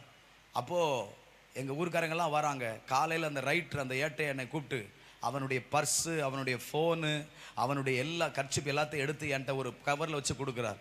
அன்னைக்கு இருந்த பட்டன் ஃபோனில் பேட்டரியை மறுபடியும் மாட்டி சிம் கார்டை போடுறேன். அந்த சிம் கார்டை போட்ட உடனே ஒரு ஃபோன் வருது. அந்த ஃபோனில் ஒரே சத்தம், அழுகிற சத்தம் கேட்குது. உடனே எனக்கு ஏற்கனவே ரைட்டர் ஏட்டையா சொல்லியிருந்தாரு, இவன் அதிகாலையில் வண்டி ஓட்டும் போது ஃபோன் பேசிகிட்டே போயிருக்கிறான். அப்பையில் தண்ணி குடிச்சிட்டு தூக்கம் வருதுன்னு தண்ணியை முகத்தில் ஊற்றிருக்கிறான். ஏன்னா அந்த காருக்குள்ளே தண்ணி கேன் மூடி திறந்து தண்ணி கேன் பாதி தண்ணியோடு உள்ளே கிடந்திருக்கு, அதோட ஃபோனும் பேசியிருக்கிறான்னு சொன்ன உடனே எனக்கு பயங்கர கோபம். என் மாப்பிள்ளைய என்னுடைய ஃப்ரெண்டு லட்சுமணன் சொன்ன பார்த்தீங்களா, அவன் என்னுடைய மாப்பிள்ளைய ஃபோன் பேசி யாரோ ஃபோனில் தான் அவங்க பேசி இவனை வண்டி ஓட்டும் போது கொண்டுட்டாங்கன்னு சொல்லிட்டு எனக்கு வெறியில் அந்த ஃபோன் வந்த உடனே அந்த ஃபோனில் பேசுகிற அந்த சிஸ்டரை கண்டமானை திட்டுறேன், நீ தான் என் மாப்பிள்ளையை கொண்டுட்டேன். ஆனால் அவங்க ஃபோன் போட கட் பண்ணி விடுறேன். அதுக்கப்புறம் அவனுக்காக மாலை வாங்குறதுக்கு போகிறேன். அப்போது அந்த ஃபோன் மறுபடியும் வந்துச்சு. நான் சொன்னேன், நீ யாருன்னு எனக்கு தெரியாது, ஆனால் மறுபடியும் பேசாத, நான் உன்னை ரொம்ப தூசணமாக திட்ட வேண்டியிருக்குன்னு சொல்லி அன்னைக்குள்ள படி பேசினேன். அப்போது அந்த ஃபோனில் இருக்கிற அந்த பெண் சொன்னிச்சு, அண்ணே ஒரு நிமிஷம் என் பேச்சை கேளுங்க, பேசுகிறது நீங்கள் மகேந்திரன் தானேன்னு கேட்டுச்சு. எனக்கு தூக்கி வாரி போட்டுச்சு. எப்படா என்ன தெரியும் அப்படின்னு சொன்னோன்னையும் கொஞ்ச நேரம் அமைதியாக இருந்தேன். அது சொன்னிச்சு, அண்ணே நீங்கள் மெட்ராஸில் இருக்கிற காலத்தில் நானும் மாமா லட்சுமணனும் திருமணம் முடிச்சிடனே, நாங்கள் 2 பேரும் நாங்கள் காதல் கல்யாணம் பண்ணதுனால உங்களுக்கு யாருக்குமே சொல்லலைண்ணே, அவங்க வீட்டுக்கு மட்டும் எங்கள் வீட்டுக்கு மட்டும் தான் தெரியும், நீங்கள் சென்னை போயிட்டீங்க என்ன அப்படின்னு சொல்லி எங்கள் மாமாவுக்கு என்ன ஆச்சுன்னு சொல்லிட்டு ஓன்னு அழுகுது. எனக்கு என்ன பண்ணன்னு தெரில. அப்படி அந்த ஃபோனில் பேசின பெண்ணு தான் ஜெனிஃபர். ஏன் இந்த காரியத்தை இவ்வளோ தூரம் சொன்னேன்னா, எனக்கு முதலாக தேவனுடைய சுவிசேஷம் என் இருதயத்துக்குள் போகும்படி எனக்கு முதலாக அந்த 2013 வருஷம் ஆகஸ்ட் 15 அந்த ஃபோனில் பேசின என் தங்கச்சி மூலியமாக தான் இந்த இயேசுவை நான் கேள்விப்பட்டேன். கவுனிங்க மறுநாள் அவனுக்கான எல்லா காரியத்தையும் முடிக்கிறோம். அப்போது அந்த நாட்கள்லேருந்து என் தங்கச்சி அந்த நாட்களில், அதாவது என் தங்கச்சின்னா அந்த ஜெனிஃபர் என்னுடைய தூர இங்கே பக்கத்தில் களக்காடு பக்கத்தில் அவங்க ஊர், அவங்களுடைய டோட்டல் ஃபேமிலி பாம்பேயில் செட்டில் ஆகிட்டாங்க. அவங்க அன்னைக்கு அதுக்கப்புறம் என் தங்கச்சி என்கிட்ட பேசுகிறாங்க. அன்னைக்கு அவங்க வயிற்றில் 1.5 மாதம் என் மாப்பிள்ளை இறக்கும்போது அவங்களுக்கு வயிற்றில் ட்வின்ஸ் 2 பிள்ளைங்க. என் மாப்பிள்ளை இறந்துட்டான். இந்த நாட்களில் தான் என் தங்கச்சி ஆண்டவரை பற்றி சொல்கிறா. அந்த 6 மாதத்துலேயும் அவள் எனக்கு ஒவ்வொரு முறையும் சொல்லுவா, அண்ணே ஏசு நல்லவர்னே, ஏசு பெரியவர்னே, உங்களுக்காக நாங்கள் நிறைய ஜெபிக்கிறனே, மாமாவும் நீங்களும் அலைஞ்ச காரியம் எல்லாத்தையும் சொன்னார்னே அப்படின்னு சொல்லி நிறைய இயேசு பற்றி சொல்லுவாள். ஆனால் ஒரு நாள் நான் அந்த நாட்களில் கும்பிடக்கூடிய மார்க்கத்தை குறித்து தப்பாகவே சொல்ல மாட்டான். அதை தப்பாக பேசுவோம். நானாலும் இன்னைக்கு கண்டமானி கோவத்தில் திட்டுவேன் அந்த விக்கிரகத்தின் கிரியைகள் எல்லாம். ஆனால் அவள் ஒரு நாளும் நான் கும்பிட்ற அந்த மார்க்கத்தை தப்பாகவே சொல்ல மாட்டான். ஆனால் ஏசு நல்லவர்னே, ஏசு அன்புள்ளவர்னே அப்படின்னு சொல்லிக்கிட்டே இருப்பாள். அவள் அப்படி இருக்கும்போது அவள் சொல்லுவா, அண்ணே உங்களுக்கு என்னைக்காவது ஒரு நாள் பயங்கரமான தாளாத துக்கம் இருந்துச்சுன்னா, ஒரே ஒரு நாள் அந்த மாதிரி சூழ்நிலை வந்துச்சுன்னா, ஒரு முறை நீங்கள் இயேசுவை கூப்பிட்டு பாருங்கண்ணேன்னு என் தங்கச்சி அடிக்கொருக்க சொல்லுவா. எனக்கெல்லாம் அப்படி ஒன்றும் வராது, எங்கள் சாமியெல்லாம் அப்படி ஒன்றும் எனக்கு விடாதுன்னு சொல்லிட்டு ரொம்ப பேசுவேன். இப்போ 2014 வருஷத்தில் இந்த 2013 வருஷம் இந்த நவம்பர் டிசம்பரில் மாலை போடுறேன். எப்போவுமே ஜோதி பார்க்க தான் போவேன். தைப்பொங்கல் சமயத்தில் ஜோதி பார்க்க தான் மேலே போவேன். அப்படி போகிற நாட்களில் என் தங்கச்சிக்கு 7வது மாதம் அவங்க இங்கே வச்சு பார்க்க முடியாதனால பாம்பேக்கு எங்கள் பெரியப்பா கூப்பிட்டு போகிறாங்க. எங்கள் தங்கச்சி மேலே இருக்கிறா, அங்கே பாம்பேயில் இருக்கிறா. அப்போது இப்போ நான் சபரிமலைக்கு மேலே போயிருக்கிறேன். மேலே போனால் எனக்கு ஒவ்வொரு முறையும் என் தங்கச்சி ஃபோன் அடிக்கிறா, அண்ணன் எங்கே இருக்கிறீங்க, வரிசையில் நிற்கிறேன், அண்ணன் எங்கே இருக்கீங்க, 18 படி ஏறிட்டேன். என்றைக்குமே அதிகாலையில் அந்த 3 மணிக்கு என் தங்கச்சி ஃபோன் அடித்ததே இல்லை. ஆனால் இப்போ திடீர்னு வித்தியாசமாக ஃபோன் அடிக்கிறா. அடிச்சுட்டே இருந்தோன்னையும் நான் மறுபடியும் சொல்கிறேன், இங்கே இருக்கேன் அங்கே இருக்கேன்னு சொல்லிட்டு. அப்போது கரெக்டாக ஒரு 5:55 அந்த மாதிரி சமயம் இருக்கும். ஃபோன் கட் ஆயிடுச்சு. இப்படி கட்டான உடனேயும் நான் எனக்கு கட்டான உடனே அந்த இடத்துல இந்த நெய்யை வாங்குறதுக்காக காத்துட்டு இருந்ததுனால வாங்கிட்டு வந்தேன். அதை கட்டான ஒரு படபடப்பு இருந்துச்சு, அது என்னன்னு தெரியல. உடனே மறுபடியும் ஃபோன் அடிக்கிறேன், என் தங்கச்சி ஃபோன் சுவிட்ச் ஆஃபில் இருக்குது. எங்கள் அக்கா எல்லாவங்களுக்கும் ஃபோன் அடிக்கிறேன், பார்த்தா ஒருத்தரும் ஃபோன் அடிக்கலை. அப்புறம் கடைசியில் எங்கள் அண்ணி ஒருத்தவங்க ஃபோன் எடுத்தா தூரத்தில் சத்தம், அழுகிற சத்தம் கேட்குது. என்னாச்சு என்னாச்சு என்னாச்சுன்னு கேட்குறேன். அப்போது அவங்க சொல்கிறாங்க, பாப்பாவுக்கு 2 ட்வின்ஸ்னால வயிறு பெருசாக இருந்துச்சு. அப்போது அவள் வீட்டுக்குள்ளே நடந்து ஃபோன் பேசிகிட்டே இருக்கும்போது அந்த டைல்ஸ் வழுகி மல்லானைக்கு விழுந்து அந்த வீட்டுக்குள்ளே இருக்கிற படி பின்னாடி குத்திருச்சு. அந்த படி பின்னாடி குத்துனோன்னையும் மயக்கம் போட்டுட்டான்.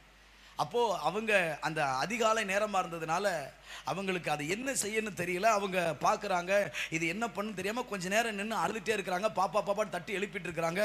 உடனே என்கிட்ட அவங்க சொன்ன உடனேயும் நான் நேராக ஃபோனை கட் பண்ணிவிட்டு, நான் அன்னைக்கு கும்பிடுற மார்க்கத்தில் அந்த சன்னிதானத்துக்கு முன்னாடி எள்ளு போட்டால் கீழே விழாது, அவ்வளோ கூட்டம் இருக்கும். நான் அதுக்கு பின்னாடி போயிட்டு சாஷ்டாங்கமாக விழுந்து அழுகிறேன். அழுதுட்டு நான் சொல்கிறேன், நீ தான் ரொம்ப பெரிய கடவுள், நீ தான் ரொம்ப பெரிய ஆள் சொல்லிட்டு அந்த சபரிமலையில் இருந்துட்டு பேசுகிறேன். நான் இது வரைக்கும் 5 வருஷம் பெருவழி நடந்து வந்திருக்கிறேன். ஆனால் என் தங்கச்சியை மட்டும் நீ காப்பாற்றி கொடுத்துட்டேன்னா என் உயிர் இருக்கிற நாள் வரைக்கும் எங்கள் ஊரில் இருந்தே நடந்து வரேன்னு சொல்லிட்டு பொருத்தனை அடுக்கிறேன். ஏன் இந்த அளவுக்கு நான் பேசுகிறேன்னா, என் தங்கச்சி ஃபோனில் அவள் அங்கேருந்து ஃபோன் பண்ணாலே சிகரெட்டு குடிச்சிட்டு இருக்க நானும் எடுத்து பின்னாடி வைப்பேன். அந்த அளவுக்கு அவளுடைய வார்த்தை எனக்குள்ள ஏதோ ஒன்று செஞ்சிருக்குங்கிறத நான் உணர்ந்தேன். உங்களுக்கு புரியல, தேவனை அறிந்த ஜனத்தினுடைய வார்த்தைகளுக்கு ஒரு வல்லமை உண்டு. அல்லேலூயா. நீங்கள் அதை உணர்றீங்களோன்னு தெரியாது. நீங்கள் பஸ்ஸில் உட்காந்து போகும்போதோ இல்லை ஏதோ ஒரு இடத்துல இருக்கும்போது சம்பந்தமே இல்லாமல் சிலர் தங்கள் குடும்பத்து காரியத்தை உங்கள்கிட்ட கொட்டுவாங்க. பார்த்துருக்கீங்களா? அது ஏன் தெரியுமா? நமக்குள்ள இருக்கிற அவர்களுக்கும் தகப்பனாக இருக்கிற தேவன்ட்டு அவங்களுக்கு ஒரு ஆறுதல் கிடைக்குன்னு ஒரு நம்பிக்கை அவங்களுக்கு அறியாமலே உண்டாகுது. அதுதான் அந்த தேவ பிரசனத்தின் வல்லமை. என் தங்கச்சி பேசும்போதெல்லாம் தப்பு பாவன்னு சொன்னால் சரின்னு கேட்பேன். எங்கள் அம்மா அப்பா சொன்னால் கூட போங்க அப்படின்னு சொல்லிட்டு அவங்கள எதிர்ப்பேன். ஏன்னா எங்கள் அப்பா ஏன் நான் குடிச்சிருக்கும் போது கள்ளத்துக்கு போடுறேன்னு சொன்னால் தெரியுமா? நான் முழிச்சிருந்தானே என்னை ஒன்றும் செய்ய முடியாது. முழிச்சிருந்தா நான் மல்லு கட்டிடுவேன். ஏன்னா எங்கள் அப்பாவை அடித்து எங்கள் அம்மாவை அடித்து வீட்டை விட்டு விரட்டி முடியெல்லாம் அப்படி பிடிச்சி சுற்றி தள்ளியிருக்கேன் எங்கள் அம்மாவை. எத்தனையோ நாள் எங்கள் அம்மா எத்தனையோ நாள் அழுதுருக்காங்க எனக்காக. அப்படிதான் என் வாழ்க்கை. அப்போது என் தங்கச்சி காப்பாற்றி கொடுங்கன்னு சொல்லிட்டு அவளை என் தங்கச்சி கண்ணை முழிங்கன்னு சொல்லிட்டு அன்னைக்கு நான் வேண்டுறேன். போலீஸ்கார் தொடையிலே அடிக்கிறார். ஏன்னா அங்கே ரொம்ப நேரம் கும்பிட முடியாது. உங்களுக்கு ஒன்று தெரியுமாம்மா? நான் ஒன்று சொல்லட்டுமா உங்களுக்கு? 60 நாள் மாலை போட்டு விரதம் இருந்து போய் அந்த நெய்யை சுமந்துட்டு போகும்போது அவ்வளவு மலையெல்லாம் ஏறி போய் அந்த நெய்யை சுமந்துட்டு அந்த 18 படி ஏறி அந்த அந்த அந்த அந்த அந்த அந்த அந்த அந்த அந்த தங்கத்தில் இருக்கிற அந்த ஒன்றுமில்லாத அந்த ஒன்றை இப்படி பார்க்கறதுக்கு 2 செகண்ட் கூட 60 நாள் விரதம் இருந்ததுக்கு பார்க்க முடியாது. பின்னாடி இருக்கிற சாமி முன்னாடி தள்ளும், முன்னாடி இருக்கிற போலீஸ் இழுத்துருவாங்க. ஏன் உங்களுக்கு சொல்கிறேன் தெரியுமா? அவ்வளோ கால்நடையாக நடந்து விரதம் இருந்து அவ்வளோ தூரம் மலையெல்லாம் தாண்டி போனாலும் 2-3 செகண்டு அந்த ஒன்றும் இல்லாத விஷயத்தை பார்க்க முடியாது. ஆனால் குப்பமேட்டில் கடந்தாலும் யாருமே கூட இல்லாட்டிலும் அப்பா இயேசுவேன்னு கூப்பிட்டா அடுத்த கணம் இருக்கிற இடத்துக்கு வருகிற தெய்வம் தாங்க நம்ம தெய்வம். அல்லேலூயா. நான் எப்படி உணர்ந்திருக்கேன் தெரியுமா? 5 வருஷத்தில் கொஞ்ச நேரம் பார்க்க முடியாது.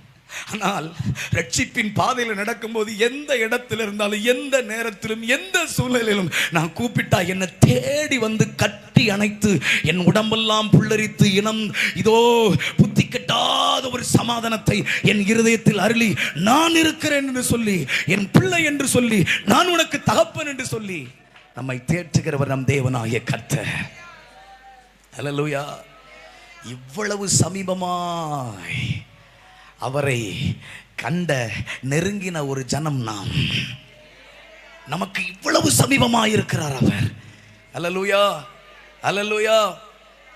நீங்க அதெல்லாம் அனுபவிச்சு பாருங்க அந்த ரட்சணிய சந்தோஷத்தை. அதெல்லாம் சாதாரணமானது அல்ல. ஆமென். அல்லேலூயா. அந்த ரட்சணிய சந்தோஷம் பாருங்க.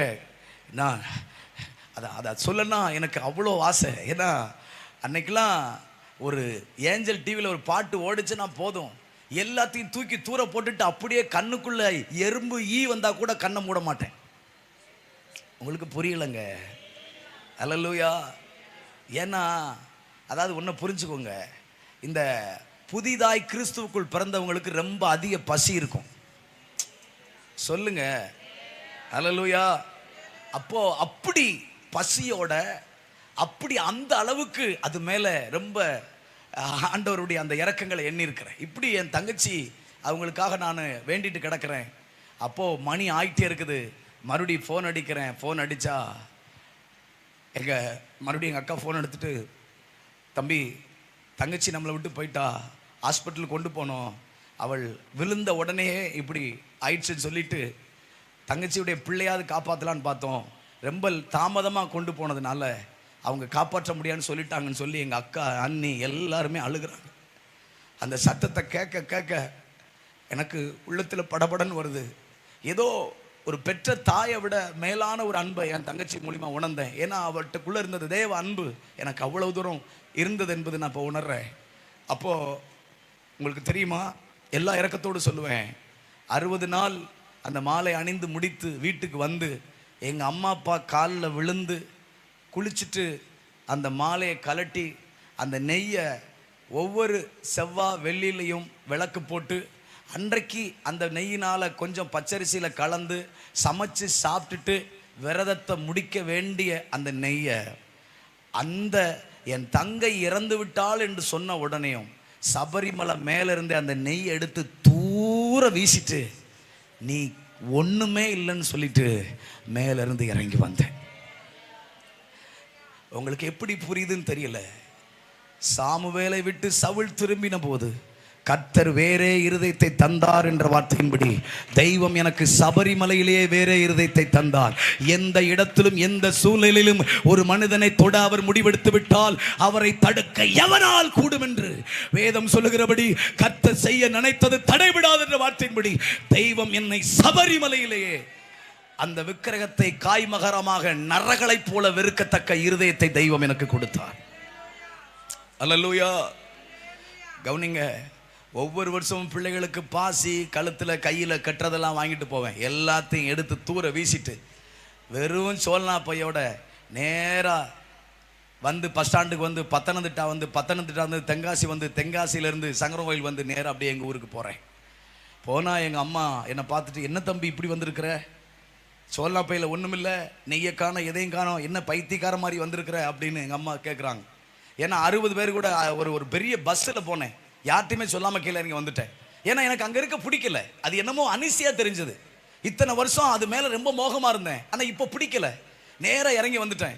வந்துட்டு வீட்டில் எங்கள் அம்மா அப்பாட்ட எதுவுமே பேசலை. குளிச்சுட்டு நேராக எங்கள் அப்பா அவங்க மாட்டுக்கு நாற்று விதைச்சிருந்தாங்க அந்த தோட்டத்தில். நேராக போனேன். சாயந்தரம் 3 மணிக்கு இறங்கு வெயில். அந்த நேராக உள்ளே போய் காட்டுக்குள்ளே போயிட்டு, நம்ம ஆம்பளை பையன் இல்லையா, வெளியில் அழுதா அவமானம் அசிங்கன்னு சொல்லிட்டு நேராக காட்டுக்குள்ளே போயிட்டு ஓன்னு கத்தி அழுகிறேன். என் தங்கச்சி, ஏன்னா அவங்க பாம்பேயில் இருக்கிறாங்க, என்னால் போக முடியல.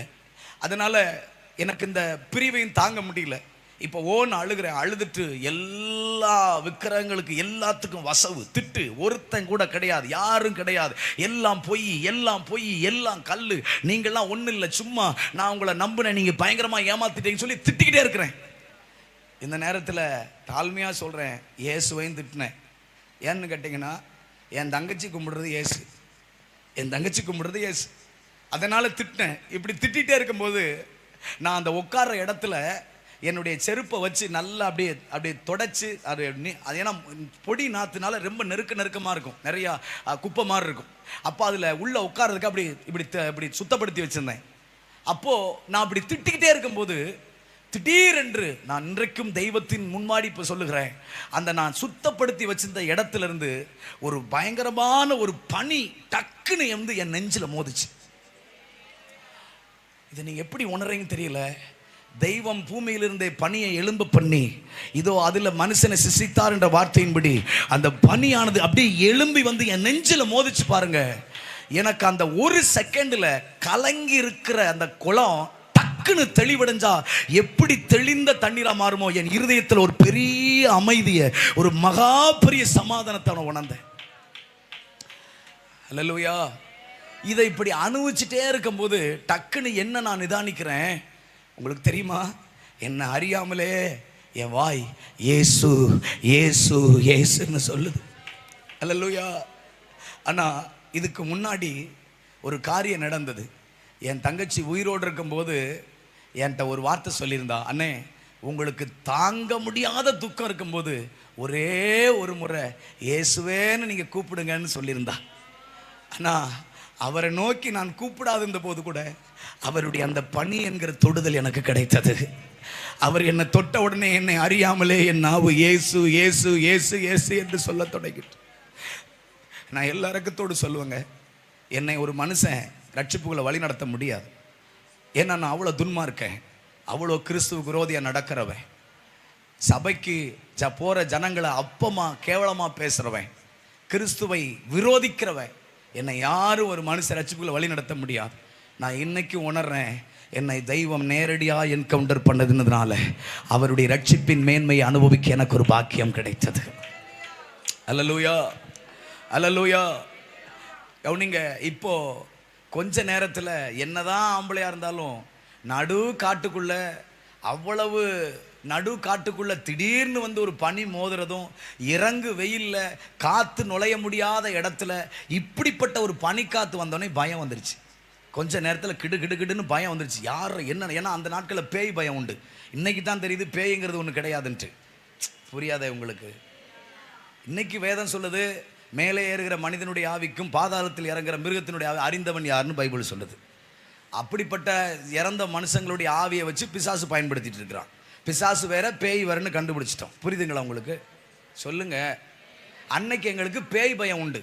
பேய் பேய் பேய் பேய் பயம் உண்டுனால அந்த காட்டுக்குள்ளே ஏதோ பேய் தான் இப்படிலாம் வந்து சொல்லி ஒரே பயத்தில் நேராக வீட்டுக்கு ஓடுறேன். வீட்டுக்கு ஓடுனா வீட்டில் போயிட்டு இருக்கிற எனக்கு, ஆனால் அந்த அந்த அந்த ஃபீலிங்ஸ், அந்த இது இருந்துகிட்டே இருக்குது. அப்படியே கின்னுன்னு அந்த அந்த ஏதோ ஒரு இருதயத்தில் ஒரு தெளிவு இருந்துகிட்டே இருக்குது. அப்போது எங்கள் அக்காவுங்க ஃபோன் பண்ணுறாங்க, நான் மதுரைக்கு வந்திருக்கேன்டா, ஃப்ளைட்டில் பாம்பேலேருந்து வந்திருக்கிறேன், நீ வா அப்படின்னு சொல்கிறாங்க. நான் போகிறேன். போனால் எங்கள் அக்காவுங்க என்னை கூப்பிட்டு, என் தங்கச்சி ரொம்ப பாசமாக இருப்பா ஜெனிஃபர். உண்மையிலே இந்த கடவுளுடைய அன்பை, அதனால தான் எப்போவுமே நான் சொல்லுவேன், நம்ம மூலியமாக தான் இந்த தேசம் இயேசு பார்க்கணும். அல்லேலூயா. சும்மா கத்தி கத்தி பிரசங்கம் பண்ணுறதுனாலையோ அதை பண்ணுற இதை இல்லை, நம்ம லைஃப் தான் இயேசுவை காமிக்கணும். என் தங்கச்சியினுடைய ஒவ்வொரு பேச்சுகளும் அவளுடைய அந்த அன்பான கரிசனையும் அவளுக்குள்ள இருந்த இயேசுவை என்னை பார்க்க வைத்தது. அல்லேலூயா. நான் சொல்லுது உங்களுக்கு புரியுதுங்களா? ஆமென். அப்போது புரிந்து கொள்ளுங்க.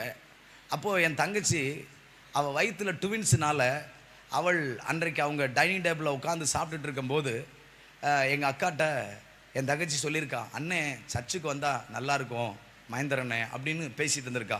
அப்பையில் ஒரு கோல்டு கலர் பைபிள் அவள் வாங்கி, நீ போனீன்னா அண்ணன்ட்ட கொடுத்துரு, நான் கொடுத்தே கொடுன்னு சொல்லிட்டு என் தங்கச்சி சொல்லியிருக்கா.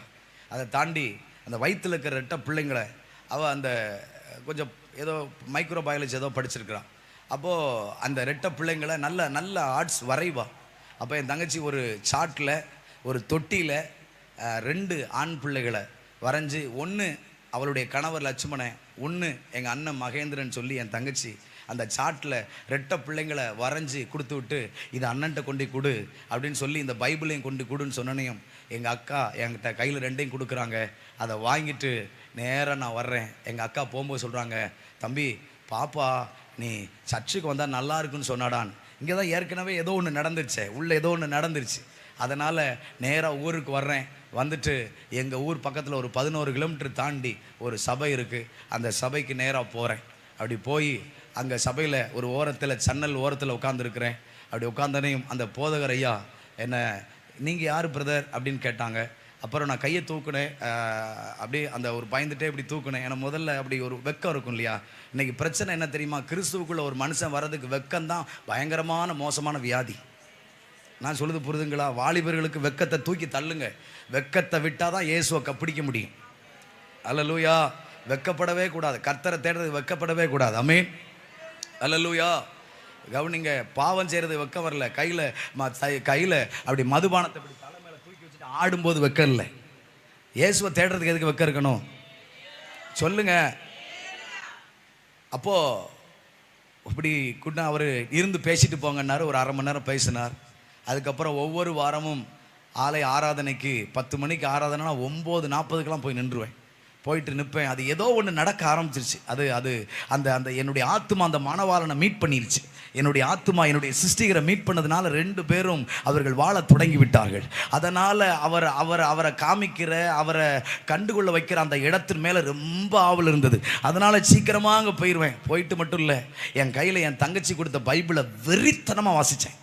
ஒரே மாதத்தில் வேலைக்கு போவேன். காலையில் 9 மணிக்கு வேலைக்கு போவேன், சாயந்தரம் 4:30-5 மணிக்கு தான் வருவேன். வந்தால் நைட்டு 2 மணி வரைக்கும் வெறித்தனமாக பைபிளை விட மாட்டேன். இத்தனைக்கு அவள் கொடுத்த குட்டி பைபிள் தான். நைட்டு அந்த நான் தொழுவில், ஆட்டு தொழுவில் தான் படுத்திருப்பேன். அந்த பைபிளை வாசிச்சிட்டே இருப்பேன். ஒரு கிண்ணத்தில் தண்ணி வச்சுட்டு அந்த தண்ணியில் ஒரு துணியை நல்லா நனைச்சி தூக்கம் வரும்போதெல்லாம் அந்த துணியை எடுத்து அந்த தண்ணியில் அப்படியே கண்ணில் வச்சு நடந்து படிப்பேன். அது என்னன்னு தெரியல, அந்த பைபிளை விடலை. வெறித்தனமாக வாசிச்சு புரியல, வாசிச்சுட்டே இருப்பேன். ஒரே மாசத்துல அந்த வேதத்தை வாசிச்சு முடிச்சேன். மறுபடியும் மெதுமாய் வாசிக்க ஆரம்பிச்சேன். ஆலயத்துக்கு போக ஆரம்பிச்சேன். போக தான் தெரிஞ்சது, இந்த இயேசு எனக்கு கண்டிப்பா வேணும்னு. மறுபடியும் ஆலயத்துக்கு போய்கொண்டே இருந்தேன். போக எனக்கு பெரிய ஒரு வெளிச்சம் வந்தது. என்னை போல இருக்கிற எல்லா மகேந்திரன்களுக்கும் இந்த இயேசு தேவை என்று கண்டுகொண்டேன். அல்லேலூயா. உங்களுக்கு தெரியுமாங்க, என்னைக்கு இயேசு என்னை தொட்டாரோ அது வரைக்கும் எனக்கு அதிக ஃப்ரெண்ட்ஸ் உண்டு. நைட்டு 2 மணி 3 மணி அங்கே தூங்குறதுக்கு, காலையில் உச்சி வெயில் அடிக்கும், யாரும் தட்டி எழுப்ப முடியாது, இஷ்டத்துக்கு எந்திக்கிறது. அப்படி இருந்தேன்னா, என்னைக்கு தெய்வம் என்னை தொட்டாரோ அதற்கு பிறகு எனக்கு யார்கிட்டையும் போய் நின்று பேச பிடிக்கல. இது வரைக்கும் காலையில் எந்திரிச்ச உடனே வானத்தை அண்ணாந்து பார்த்து சூரியனை கும்பிட்டேன். ஆனால் என்னைக்கு இயேசு என்னை தொட்டாரோ இப்போ வானத்தை அண்ணாந்து பார்க்க சூரியனுக்கு மேலே ஒருத்தர் இருக்கான்னு கண்டுபிடிச்சிட்டேன். அல்லேலூயா. இது வரைக்கும் நான் நினைச்சேன் சூரியன் தான் ரொம்ப பெருசுன்னு. ஆனால் இப்போதான் என் கண்ணு தூரமாக பார்க்க ஆரம்பிச்சிருச்சு. ஆகா, பரலோகன் ஒன்று இருக்குது, சர்வ வல்லவன் ஒருவர் இருக்கிறார், ரட்சகர்னு ஒருவர் இருக்கிறார், அவர் நமக்காக இதோ எல்லாவற்றையும் கொடுத்திருக்காருன்னு என்னுடைய பார்வை தூரமாய் பார்க்க தொடங்கிவிட்டது. அல்லேலூயா, அல்லேலூயா. இதுவரைக்கும் மேற்பார்வையா சவுல் எப்படி கோலியாத்தை வெளிப்படையா பார்த்தானோ அந்த மாதிரியே பார்த்துட்டு இருந்தேன். ஆனா இப்பதான் என் கண்கள் திறக்கப்பட்ட உடனே, என் இருதயத்தில் இருக்க பிரபஞ்சத்தின் தேவன் அகன்று போன உடனே, எனக்குள்ள இந்த சுவிசேஷத்தின் வெளிச்சம் வந்த உடனே, அவரை குறித்து எனக்கு போதிக்க ஆரம்பிச்ச பிறகு ஏதோ அவரை புசிக்கணும், குடிக்கணும், விடக்கூடாது, அவரை கட்டி அணைக்கணும் சொல்லி ஒவ்வொரு நாளும் வெறித்தனமா இயேசு இயேசு இயேசுன்னு கிடப்பேன். அல்லேலூயா. உங்களுக்கு தெரியுமா, அவரை மாதிரி அன்புள்ளவரும், அவரை மாதிரி நமக்காக தம்மையே ஒரு ஒப்பு கொடுத்த ஒரு மாபெரும் நேச கரம் அது. அல்லேலூயா, அல்லேலூயா. இத்தனை நாள் நான் நினைச்சிட்டு இருந்தேன் அதுதான் நம்ம தூக்கி சுமக்கிறதான்ட்டு. ஆனா உண்மையிலே என்ன தூக்கி சுமக்கும் ஒருவர் இருக்காருன்னு பார்த்துட்டேன். அல்லேலூயா. ஆனா ஒன்றை புரிஞ்சு கொள்ளுங்க, இயேசுக்குள்ள வந்து நாம் உலக பழக்க வழக்கங்கள் பாவ காரியங்களாம் விட்ட உடனேயும் இந்த உலகம் நம்மளை ரொம்ப பரிசுத்தமாக இருக்கான், ரொம்ப உண்மையாக இருக்கான்னு சொன்ன உடனே ஏற்றுக்கொள்ளாது. எங்கள் அம்மா அப்பா நான் அல்லேலியா கூட்டத்தில் சேர்ந்துட்டேன்னு சொல்லி, அறுதலி வேதத்தில் சேர்ந்துட்டேன்னு சொல்லி என்னை சொல்லிக்கிட்டே இருப்பாங்க.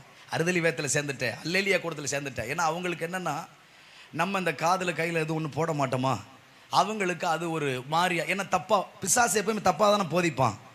சொல்லுதான், புரியுதாங்க உங்களுக்கு? அவங்களுக்கு இருக்கிற போதனையை அவன் நல்லதுன்னு சொல்லுவான், நம்மளுடைய உபதேசத்தை அவன் தப்புன்னு சொல்லுவான். எப்பவுமே தப்பாக தான் காட்டி கொடுப்பான். அதனால எங்கள் அப்பா எப்போ பார்த்தாலும் என்னைய, இதுக்கு முன்னாடி அவருக்கு பிடிக்காம குடிச்சிட்டு கண்டமானைக்கு அலைஞ்சு பிடிக்காத பிள்ளையா இருந்தேன். இப்போ அவருக்கு பிடிக்காத சாமியை கும்பிட்டு அவருக்கு பிடிக்காத பிள்ளையா இருந்தேன். எங்கள் அப்பாவும் அம்மாவும் எனக்காக ரொம்ப என்னை சண்டை போட்டு எரிச்சலாக என்கிட்ட பேசி ஒவ்வொரு நாள் சண்டை போடுவாங்க. அப்போல்லாம் உங்களுக்கு தெரியுமா, நாங்கள் வீட்டுக்குள்ளே படுக்க முடியாது. ஏன்னா எங்கள் வீடு வந்து ஒரு சின்ன வீடு தான், ஒரு ஹாஸ்பிட்டல் சீட்டு போட்ட வீடு தான். அப்போ நான் எங்கள் வீட்டுக்குள்ளே எங்கள் அம்மா அப்பா இருப்பாங்க. எங்கள் அம்மா அப்பா நான் சாப்பிடும்போது மட்டும் தான் உள்ளே போவேன். ஏன்னா எப்போ பார்த்தாலும் எரிச்சு கொட்டிக்கிட்டே இருப்பாங்க. எப்போ பார்த்தாலும் இப்படி போயிட்டியே. ஏற்கனவே குடிச்சிட்டு கண்டமானே தெரிஞ்சேன். அப்போல்லாம் இந்த அளவுக்கு தீவிரமாக என்னை வந்து கண்டிக்கலை. அன்னைக்கு இந்த அளவுக்கு கண்டிக்கிறதுக்கு மனசு இல்லை. ஆனால் இன்னைக்கு இப்படி போயிட்டியா எனக்கு ஒன்றுமே புரியல. நல்லா தான் இருக்கேன். இப்போ குடியை விட்டுட்டேன், இப்போ தப்பான பாவத்தை விட்டேன், ராங் ஃபோன் காலை விட்டுட்டேன், தேவையில்லாத கூட பேசலை, இப்போ பைபிள் வாசிக்கிறேன், சர்ச்சுக்கு போகிறேன், கரெக்டாக வேலைக்கு போகிறேன். ஆனால் எங்கள் அப்பா அம்மாவால் தாங்க முடியல. அதுலேயும் எங்கள் சொந்தக்காரங்களாம் ரொம்ப பேசினாங்க. நீ எல்லாம் பிள்ளையா, செத்துடலாம், நீ எல்லாம் எதுக்கு உயிரோடு இருக்க, இப்படி கேவலப்படுத்திட்டு இருக்க, இந்த கூட்டத்தில் போய் சேர்ந்துக்கிட்டு இப்படிலாம் இருக்க அப்படின்னு சொல்லி ரொம்ப பேசுகிறாங்க. அப்போது இப்படி தான் போய்கிட்டே இருந்துச்சு. இப்போ எங்கள் அப்பா அந்த நாட்களில் என் தங்கச்சி, எனக்கு கூட பிறந்த ஒரு தங்கச்சி உண்டு. நான் ரட்சிக்கப்படுறதுக்கு முன்னாடியே அவளை கட்டி கொடுத்தாச்சு. கிராமமாக இருக்கிறதுனால 15 வயசுலேயே அவளுக்கு கல்யாணம் முடிச்சு கொடுத்தாச்சு. இன்றைக்கி அவளுக்கு 2 பிள்ளைங்க இருக்கிறாங்க, ஆம்பளை பிள்ளை ஒன்று பொம்பளை பிள்ளை ஒன்று.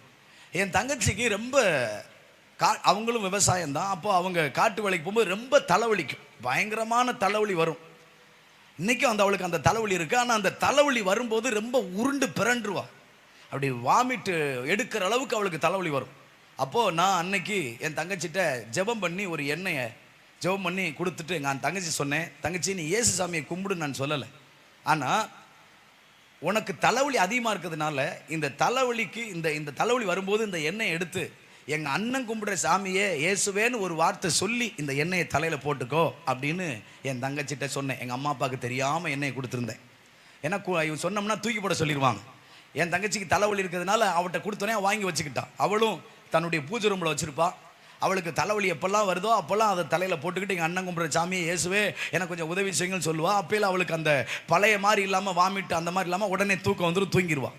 இப்படி தான் அந்த எண்ணெயை ஒவ்வொரு நாள் போட்டுகிட்டே இருந்தேன். அந்த நாட்களில் எனக்கு கர்த்தருடைய இறக்கத்தினால 2017 வருஷத்தில் அந்த அக்டோபர் செப்டம்பர் அந்த மாதத்தில் எனக்கு டெல்லி போகிறதுக்கு ஒரு வாய்ப்பு கிடைச்சது. கோயில்பேட்டில் ஒரு அண்ணன் என்னை அந்த ஏசு அழைக்கிறார் அந்த ஜெப கோபுரத்தில் ஜெபிப்பதற்கு ஒரு 40 நாள் ஜெபம் பண்ண போங்க தம்பி அப்படின்னு சொல்லி. ஏன்னா நான் அந்த ஆண்டருக்குள்ளே வந்த உடனே அந்த 2016 பிப்ரவரியில் வேலையை விட்டுட்டேன். அந்த வேலையை விட்டுட்டு கோயில்பேட்டைக்கு வந்து ஒரு வாலண்டியராக அந்த ஒரு ஊழியத்தில் எங்கள் அம்மா அப்பாட்ட வேலைக்கு போகிறேன்னு சொல்லிட்டு அங்கே ஒரு ஊழியத்தில் வாலண்டியராக இருந்தேன். அப்போ அந்த அண்ணன் சொன்னாங்க, நீங்கள் டெல்லிக்கு போங்க தம்பி, உங்களுக்கு ஒரு வாய்ப்பு இருக்குது, ஒரு 40 நாள் அங்கே போயிட்டு வாங்க அப்படின்னு சொன்னாங்க. உடனே நேராக 40 நாள் டெல்லிக்கு போகிறேன். அந்த 40 நாளும் அந்த கண்ணாடி குடுவைக்குள்ளேயே அந்த ஏசி ரூம்லேயே ஜெபம் பண்ணிக்கிட்டே இருக்கணும். அது எனக்கு ஒரு வித்தியாசமான அனுபவமாக இருந்துச்சு.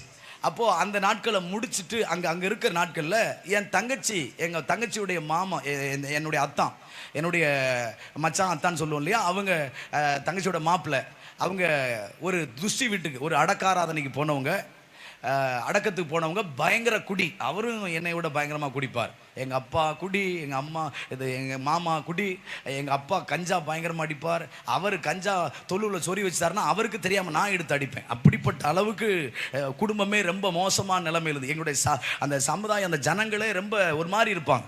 அப்போது இவர் பயங்கரமாக குடிச்சிட்டு அங்கேருந்து ஃபோன் பண்ணுறார். என் தங்கச்சி ஃபோன் பண்ணால் 2 பேருக்கும் வாக்குவாதம், பயங்கரமான வாக்குவாதத்தில் ஒருத்தருக்கு ஒருத்தர் நீ சாகு நான் சாகுன்னு சொல்லி பேசி கடைசியில் நான் வர்றதுக்குள்ளே நீ செத்து தொலை அப்படின்னு சொல்லனையும் எங்கள் மாமா சொல்ல உடனே என் தங்கச்சியும் உடனேமும் அவளும் நீங்கள் வர்றதுக்குள்ளே நான் இருக்க மாட்டேன்னு சொல்லிட்டு கோபத்தில் ஃபோனை கட் பண்ணுறா.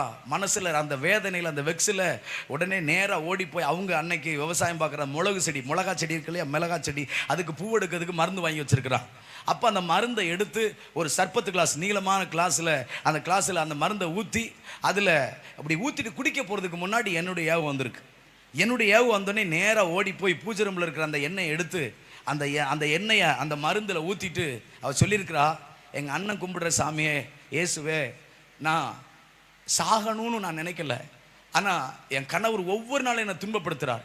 என் 2 பிள்ளைங்களும் ஸ்கூலுக்கு போயிருக்கு, என் பிள்ளைங்களை பார்க்கணுன்னு ஆசை இருக்குது, ஆனால் என் கணவர் என்னை துன்பப்படுத்துகிறார். என் தங்கச்சி எத்தனையோ நாள் நடு நைட்டுலலாம் அடித்து துரத்திடுவார்.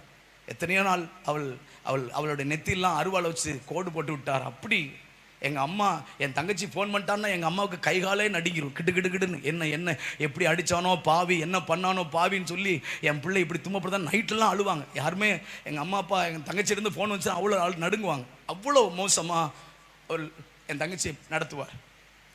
அவள் அதெல்லாம் சொல்லிவிட்டு எங்கள் அண்ணன் கும்பிட்ற சாமியை நான் வாழ நினச்சிங்கன்னா, என் பிள்ளையை பார்க்க நினச்சிங்கன்னா என்னை காப்பாற்றுங்க, இல்லைன்னா என்னை விட்டுருங்கன்னு சொல்லிட்டு அந்த கோவத்தில் மருந்தை எண்ணெயை ஊற்றி குடிச்சிட்டா எங்கள் மாமா ஒரு 3 மணிக்கு வர்றாரு.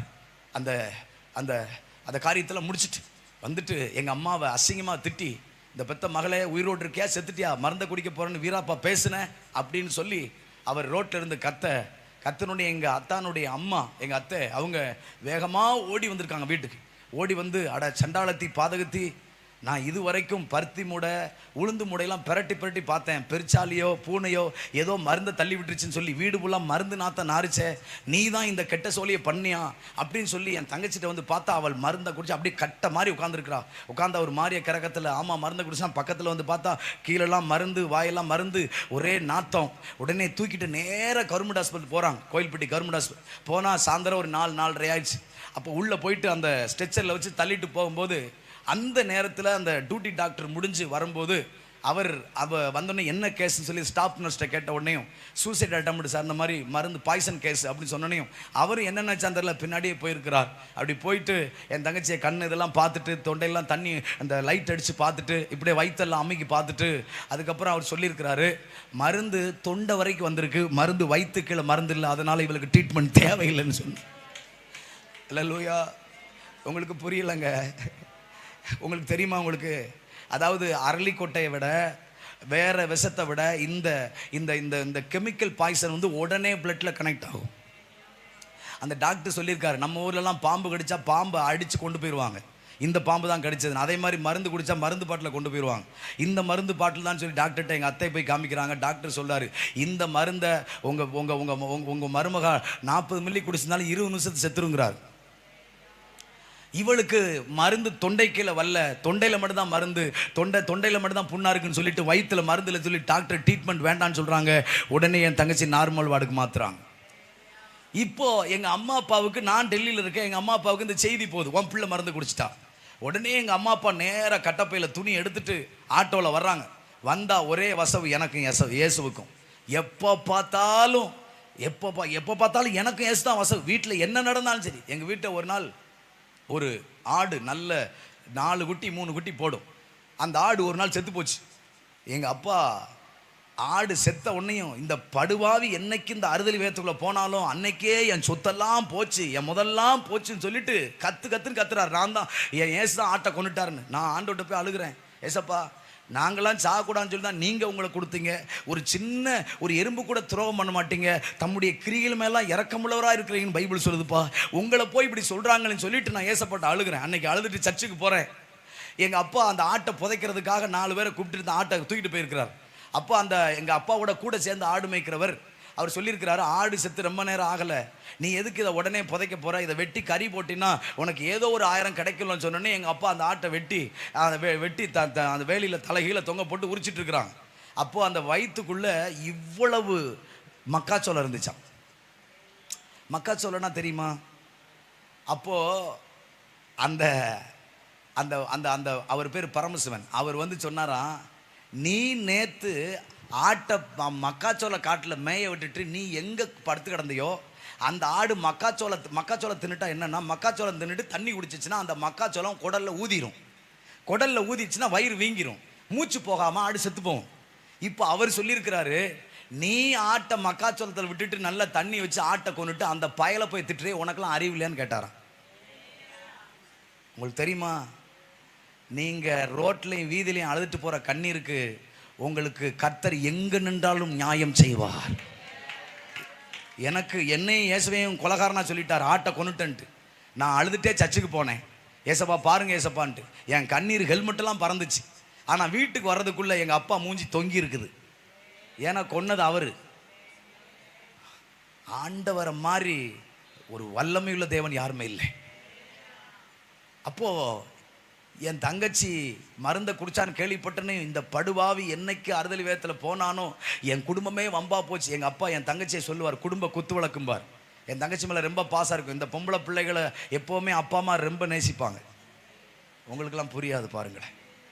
கடவுள் எனக்கு ஒரு பொம்பளை பிள்ளை கொடுத்துருக்குறார். அப்போது என் தங்கச்சியை எங்கள் அப்பா குடும்ப குத்துவழக்குன்னு சொல்லி என் குடும்ப குத்துவழக்கை கொண்டுட்டான்னு சொல்லி புறப்பட்டு போகிறார். அப்படி புறப்பட்டு போனால் அங்கே போனால் என் தங்கச்சி அந்த அவசர சிகிச்சையில் இல்லை, அவர் நார்மல் வார்டில் இருக்கா. உடனே எங்கள் அப்பா நேராக நார்மல் வார்டு போகிறாரு. எங்கள் அப்பா அவங்க அம்மாவும் போயிட்டு ஏன் இந்த மாதிரி பண்ணன்னு சொல்லி 2 திட்டிட்டு எங்கள் அத்தா எல்லோரும் வெளியில் போன பிறகு எங்கள் அப்பா எங்கள் அம்மாவும் கேட்டிருக்காங்க, ஏன் இப்படி பண்ண அப்படின்னு. என் தங்கச்சி சொல்லியிருக்கா, அம்மா நான் சத்தியமாக, நம்ம சத்தியம் பண்ண மாட்டோம், அவள் ஆண்டவர் அறியால, அவள் சத்தியமாக நான் சொல்கிறேம்மா, நான் மருந்தை குடித்தம்மா, சத்தியமாக நான் குடித்தேன். ஆனால் அண்ணன் எனக்கு அவன் போகும்போது எனக்கு ஒரு எண்ணெயை கொடுத்துருந்தான். அந்த எண்ணெயை அண்ணன் சொன்னான், தலைவலி வரும்போதெல்லாம் எங்கள் அண்ணன் கும்பிட்ற சாமி இயேசுவேன்னு சொல்லி போட்டுக்கன்னு சொன்னான். நானும் இந்த மருந்தை குடிக்கும்போது அன்னையாவும் வந்ததுனால அந்த மருந்தில் அந்த எண்ணெயை ஊற்றி எங்கள் அண்ணன் கும்பிட்ற சாமி இயேசுவை என்னை காப்பாற்ற நினச்சா காப்பாற்றுங்க, எல்லாம் கைவிட்டுருங்கன்னு சொல்லிட்டு தாம்மா குடித்தேன். நான் டாக்டர் சொல்கிறாருமா மருந்து தொண்டைக்கீழே வல்லங்கிறாருமா, ஆனால் நான் மருந்தை குடித்தமான்னு சொல்லி அழுதுருக்கிறேன். அல்லேலூயா. இந்த வார்த்தையை கேட்ட உடனே எங்கள் அம்மா அப்பாவுக்கு வேர்த்துருச்சு. என்னடா இது, ஏன்னா அவங்க நிறைய பார்த்துருக்குறாங்க. இப்படி மருந்தை குடிச்சு ஒரு மனுஷன் எப்படி சாகாமல் இருக்க முடியும் அப்படின்னு சொல்லி அவங்களுக்கு ஒரு பெரிய கேள்வி. என் தங்கச்சி அந்த தொண்டை புண்ணை ஆத்துறதுக்கு மட்டும் ஒரு நாள் வச்சுட்டு அனுப்பிச்சி விட்டாங்க. அப்போது நான் ஒரு வாரம் கழித்து டெல்லியிலேருந்து வரேன். அந்த 40 நாள் முடிஞ்சு வரேன். அப்படி வரும்போது எங்கள் வீட்டில் அப்படி வர்றேன், அப்படி வடியில் கவனிங்க, என்னை எங்கள் அப்பா முதல்ல தம்பி இங்கே வா இங்கே உட்காருன்னார். உங்களுக்கு தெரியுமா, இந்த வார்த்தை எனக்கு அற்புதம். ஏன்னா என்னை முகம் கொடுத்து பேசினதே கிடையாது, என்னை தம்பின்னு கூப்பிட்டதே கிடையாது. ஒருவேளை நான் இல்லாத நேரத்தில் எங்கள் அம்மாட்ட சாப்பிட்டானா வச்சானு கேட்டாரான்னு தெரியாது. ஆனால் என் முகத்துக்கு முன்னாடி ஒரு நாளும் தம்பிங்க வான்னு இந்த கனிவோட இந்த கரிசனையோடு எங்கள் அப்பா வாயிலேருந்து வார்த்தை கேட்டதே இல்லை. எனக்கு இந்த வார்த்தையை தூக்கி வாரி போட்டுருச்சு. என்னடா அது இந்த மனுஷன் இப்படியெல்லாம் பேசுகிறாருன்னு சொல்லிட்டு எங்கள் வீட்டுக்குள்ளே போகிறேன். ஒரு இரும்பு கட்டில், அந்த கட்டில் உட்காருங்கிறாரு, உட்காடுறேன். அப்போது எங்கள் அப்பா சொல்கிறாரு, தம்பி நீ கும்பிடுற சாமி தான்டா உண்மையுள்ள சாமின்னாரு. எனக்கு தூக்கி வாரி போட்டுருச்சு. என்னடா அது, சாக்குக்கு மேலே சாக்கு கொடுக்குறாரு, என்ன இப்படிலாம் பேசுறான்னு சொன்னா 2வது வார்த்தை சொல்றாரு, ஓன் சாமி என் குடும்ப குத்தவழக்க காப்பாத்திருச்சுனாரு. எனக்கு எங்கள் அப்பாவுக்கு ஒரு வார்த்தையை ஃப்ளூயண்ட்டாக சொல்ல தெரியாது. எனக்கு ஒரு மாதிரியா இருக்குது. எங்கள் அம்மா சொல்ல, நீங்கள் பொறுங்க நான் சொல்கிறேன்னு சொல்லிட்டு எங்கள் அம்மா என்ன நடந்துன்னு சொல்லி என் தங்கச்சி என்ன பண்ணா, எங்கள் அத்தா என்ன பண்ணார், என் டாக்டர் என்ன சொன்னாங்கன்னு எல்லாம் சொல்கிறாங்க. சொன்ன உடனே 45 நிமிஷம் எங்கள் அம்மா பக்கத்தில் எங்கள் அப்பா பக்கத்தில் உட்காந்து இயேசு எதுக்காக வந்தார், நான் எப்படி இருந்தேன், இயேசு எனக்கு என்ன செஞ்சார், இயேசு உங்களுக்கு என்ன செய்திருக்கிறார், நீங்கள் இயேசுக்கு என்ன செய்யணும்னு சொல்லி ஒவ்வொரு காரியத்தையும் 45 நிமிஷம் அவங்களுக்கு இயேசு எனக்கு செஞ்ச அற்புதத்தை சொன்னேன். அவர்களுக்கு இயேசுனுடைய வார்த்தையை சொன்னேன். அடுத்த வாரமே சபைக்கு வாங்கன்னு துரிதப்படுத்தினேன். குறிப்பிட்ட சில வாரங்கள் வந்தார்கள், நல்ல தெய்வத்தை அறிந்து கொண்டார்கள். இதோ அவருடைய நாமத்தினால ஞானஸ்நானம் பெற்றார்கள். இன்றைக்கும் எனக்காக ஜெபிக்கிற நல்ல தாய் தகப்பனாய். அல்லேலூயா. எனக்கு பயங்கர ஆச்சரியம். இப்படி கவனிங்க, இதுக்கு நடுவில் ஒரு சம்பவத்தை சொல்றேன். எங்க அப்பா அந்த நாட்களில் நான் ஜெபம் பண்ணிட்டு இருக்கும்போது, நான் அந்த ஆண்டருக்குள்ள சர்ச்சுக்கெல்லாம் போயிட்டு இருக்கும்போது எங்கள் அப்பாவும் பயங்கரமாக குடிக்கிறதுனால எங்கள் அப்பா அந்த மருந்து பாட்டில் எடுத்து என்னை 3 தடவை மிரட்டி இருக்கிறார். ஒழுங்கா வந்துரு, நானும் என் பொண்டாட்டி மருந்து குடி செத்துருவோம், இப்படி வேதத்தில் போய் எங்களை கேவலப்படுத்துறியே, உனக்கெல்லாம் அறிவு இல்லையா அப்படின்னு சொல்லிட்டு எங்கள் அப்பா திட்டுவார். ஒரு நாள்லாம் மழை பெஞ்சு ரோட்டில் தண்ணி கிடந்தது. அந்த ரோட்டில் இருக்கிற தண்ணியை மோந்து மருந்தை ஊற்றி குடிக்க போகிறார். மழை பெஞ்சு ரோட்டில் தண்ணி கிடக்க, அந்த ரோட்டில் இருக்கிற தண்ணியை மோந்து மருந்தில் ஊற்றிட்டு குடிக்க போகிறாரு. எங்கள் அம்மா வந்து பிடிக்குது, என் தங்கச்சி வந்து பிடிக்குது. அப்படி மருந்தை குடிச்சிருவேன்னு சொல்லி நீ இந்த இயேசுவை விட்டு வெளியே வந்துரு, இந்த அல்லிலே கொடுத்து வெளியே வந்துருன்னு சொல்லி மிரட்டுறார். நான் உள்ளே போய் போய் அழுதேன். ஏசப்பா உங்களை என்னை அசிங்கமா திட்டுறாருப்பா, ரொம்ப அவமானப்படுத்துறாருப்பா அப்படின்னு சொல்லி என் டைரியில் எழுதுறேன். கவனிங்க, இப்போ என் தங்கச்சி ஆண்டவர் காப்பாத்துறார். காப்பாற்றி எங்கள் அம்மா அப்பாவை கர்த்தர் சபை கொண்டு வரார். அப்படி கொண்டு வந்து அவங்க ஞான ஸ்நானம் எடுத்த அன்னைக்கு நைட்டு நான் என் தொழுவில் நான் ஜெபிக்கிற இடத்துல வந்து, தொழுவில் பார்த்தீங்கன்னா நேர்முழங்கால் போட்டு ஜெபிக்க முடியாது. ஏன்னா நேர்முழங்கால் போடலாம், வெளியில் எல்லாருமே ஓப்பனாக பார்க்குற மாதிரி இருக்கும். அதனால் அந்த தொழுவில் ஒரு கட்டில் இப்படி சாத்தி வச்சு அந்த கட்டிலுக்கு பின்னாடி இப்படி ஜெபம் பண்ணுவேன், பாட்டுக்கால் இப்படி போட்டு ஜெபம் பண்ணுவேன். இதுதான் என்னுடைய ஜெப வாழ்க்கை. அன்றைக்கி எங்கள் அப்பா, நான் சாயந்தரம் அவர் வந்து இருக்கிற நான் நேரத்தில் இருக்க மாட்டேன். நேராக எங்கள் ஊர் பக்கத்தில் ஒரு மலை இருக்குது. அந்த மலையில் ஓடி போய் சாயந்தரம் வேலையை விட்டு வந்து நைட்டு சாப்பாடு டயத்துக்கு தான் இருட்டோடு வருவேன். காலையில் அதே மாதிரி 3 மணிக்கு எந்திரிச்சு சபரிமலைக்கு நல்லா குளிச்சு போனதுனால இந்த கண்ணு காது மூக்கு இல்லாததுக்கே குளிச்சுட்டு போனோன்னா உயிருள்ள தெய்வத்துக்காக இந்த அளவுக்கு வைராக்கியமாக இருக்குன்னு சொல்லிட்டு அதிகாலையிலேயே 3-3:30 எந்திரிச்சு ஆண்டவர் சமூகத்தை நல்லா குளிச்சு செஞ்சு தேவ சமூகத்தில் காத்திருப்பேன். அப்போது எங்கள் அப்பா ஞான ஸ்நானம் எங்கள் அம்மா அப்பா எடுத்த அன்னைக்கு நைட்டு வந்து என் தொழுவில் வந்து என் டைரியை திருப்பிட்டு எழுதுகிறேன். கரெக்டாக 1 வருஷமும் 1 மாதமும் ஆயிருக்கு. எங்கள் அப்பா அந்த மருந்து பாட்டில் எடுத்து என்னை மிரட்டி 1 வருஷம் 1 மாதம் ஆயிருக்கு. இப்போது நான் எழுதுகிறேன், ஆண்டவரே நீ ஜீவனுள்ள தேவன் என்பதை எனக்கு மாத்திரமல்ல என் குடும்பத்திற்கும் காண்பித்திருக்கு என்று சொல்லி, கர்த்தாவே என்று சொல்லி ஆண்டவரை துதித்து ஸ்தோத்தரித்து எங்கள் அம்மா அப்பா ஞானஸ்நானம் எடுத்த டேட்டை போட்டு ஆண்டவருக்கு கோடி நன்றிகளை செலுத்தி நன்றியையான்னு போட்டு கையெழுத்து போடுறேன். உங்களுக்கு தெரியுமா, ஒரு ஆச்சரியமான ஒரு காரியம் நடந்தது. இப்படி கையெழுத்தை போட்டோன்னையும் என் ஆவியானவர் உள்ளத்தில் பேசுகிறாரு, எந்த மருந்து பாட்டில் வச்சு உங்கள் அப்பா உன்னை என்னை விட்டு தூக்க நினைச்சாரோ அதே மருந்தை வச்சு உங்கள் அப்பாவை எனக்குள்ளே தூக்கிட்டேன்னாரு. எனக்கு தூக்கி வாரி போட்டுச்சு. நான் ஏற்கனவே அந்த ரட்சிக்கப்படுறதுக்கு முன்னாடி சினிமா பைத்தியம். நான் எத்தனையோ ஹீரோ பார்த்துருக்கேன், ஆனால் ரியல் ஹீரோவை பார்க்க ஆரம்பிச்சிட்டேன். சொல்லி வச்சு அடிச்சாரு பாருங்க. அல்லேலூயா. இன்னைக்கும் சொல்கிறேன், ஆண்டவருடைய இரக்கத்தில் சொல்கிறேன், எங்கள் அப்பா அம்மா இன்னைக்கும் என் மனைவிக்கு இதை அனுப்பி விட்டுருக்கிறேன். அதை பார்த்துட்டு இருப்பாங்க, எங்கள் அம்மா அப்பா பார்த்துட்டு இருப்பாங்க. இன்றைக்கும் அவர்கள் எனக்காக ஜெபிக்கக்கூடிய ஒரு நல்ல தாய் தகப்பனாய் கர்த்தர் எங்கள் அம்மாவையும் அப்பாவையும் என் குடும்பத்தையும் தெய்வம் ரட்சித்தார். முழு குடும்பமாய் கர்த்தர் எங்களை அவரை ஆராதிக்கும்படி இரக்கம் பாராட்டினார். அல்லேலூயா, அல்லேலூயா. நான் ஒன்று சொல்கிறேன், இயேசு உயிருள்ளவர் என்றும் இன்றைக்கும் அவர் கிரியை செய்கிறார் என்றும் இன்றைக்கும் அவர் தம்முடைய ஜனத்தை மறக்கவில்லை என்பதற்கு நீங்கள் அதுக்கு ஒரு அடையாளம் கேட்டிங்கன்னா அதுக்கு உங்கள் முன்னாடி கர்த்தர் என்ன நிறுத்தியிருக்கிறார்னு சொல்லுவேன். அவர் இன்றைக்கும் கிரியை செய்து கொண்டு தான் இருக்கிறார். அவர் இன்றைக்கும் ரட்சித்து கொண்டு தான் இருக்கிறார். இன்றைக்கும் தம்முடைய ராஜ்யத்தில் ஜனங்களை சேர்த்து கொண்டு தான் இருக்கிறார். நான் சொல்லுகிறேன், உங்களை மறக்கலை, உங்கள் பிள்ளைகளை மறக்கலை, தேசத்தை மறக்கலை. அவர் இன்னைக்கும் தம்முடைய கிரியைகளை நிறுத்தவில்லை. அல்லேலூயா, அல்லேலூயா. உங்களுக்கு தெரியுமா, ஒரு நாள் எங்கள் சபையில் ஒரு காணிக்கை பாட்டு வரும். அப்போல எனக்கு அந்த ரொம்ப ஆர்வம். அப்போ அந்த காணிக்கை பாட்டு படிக்கிறதுக்கு போகிறேன். எனக்கு இந்த ராகம்லாம் தெரியாது. எனக்கு நான் பாட்டு என்னென்னதோ பாடுவேன். ஃபாதர் பெர்க்மான்ஸ் பாட்டே ராகம்லாம் பாடுவேன். அந்த அளவுக்கு எனக்கு இன்றைக்கி படிக்கிறதுலாம் அபூர்வம். இது ரொம்ப அபூர்வம்னு நான் நினைப்பேன். அன்னைக்கெல்லாம் அப்படியே பாட சொன்னால் வார்த்தையை வாசிப்பேன். அப்படி தான் இருப்பேன் வச்சுக்கோங்களேன். அப்படி பாடல் படிக்கும்போது தூரத்தில் இருந்த ஒரு ஐயா நான் பாட்டை படிக்கணும்னு கையில் மைக் எடுத்தாலே மூஞ்சி அப்படியோ திருப்புவார். ஐயையோ இவங்க கையிலையா மைக்கை கொடுத்துட்டாங்கன்ட்டு அப்படி திருப்புவார். அப்படி ஒரு நாள் அப்படி தான் அவர் மாடு வச்சு, இப்போ இல்லை, அவர் வயசானவர், நல்லா பாட்டு படிப்பார். பரமழைப்பின் பந்தய பொருளுக்கு அந்த பாட்டெலாம் சூப்பராக படிப்பார். அப்போ அந்த ஐயா அப்படி மூஞ்சி அப்படி ஒரு மாதிரியே திருப்புவார். அப்போது நான் அன்னைக்கு அதை பார்த்துட்டு எனக்கு பாட்டு ஓடவே இல்லை. நேராக வண்டியில் அழுதுகிட்டே வரேன். ஏசப்பா, இந்த ஐயா எப்போ பார்த்தாலும் நான் பாட்டு படித்தா முகம் ரொம்ப சுளிக்கிறாரு, எனக்கு பாட்டு படிக்கவே தெரிய மாட்டேங்க ஏசப்பா, எனக்கு சொல்லிக் கொடுங்க ஏசப்பா அப்படின்னு அழுதுகிட்டே இருக்கிறேன். அப்படி வந்து என் வீட்டு தொழுவுக்குள்ளே வந்து மறுபடியும் அழுகிறேன், ஆண்டவர்கிட்ட சொல்லிவிட்டு அழுகிறேன். அப்போ இல்லை பக்கத்தில் ஒரு வேலி மரம், அதில் காக்கா கத்திக்கிட்டே இருந்துச்சு. ஏற்கனவே நான் ஜெபம் பண்ணி டென்ஷனில் இருக்கிறேன், எரிச்சலில் இருக்கிறேன். இப்படி காக்கா வர கற்றுன்னு கல் எடுத்து விரட்டுறேன். மறுபடியும் காக்கான்னு கத்திகிட்டே இருந்துச்சு. அப்படி கத்திக்கிட்டே இருக்கும்போது எனக்கு ஆண்டவர் உள்ளத்தில் பேசுகிறாரு, காக்கைக்கு தன் குஞ்சு பொன் குஞ்சு, நீ படிக்கிறது எனக்கு பிடிச்சிருக்கு பாடுன்னாரு.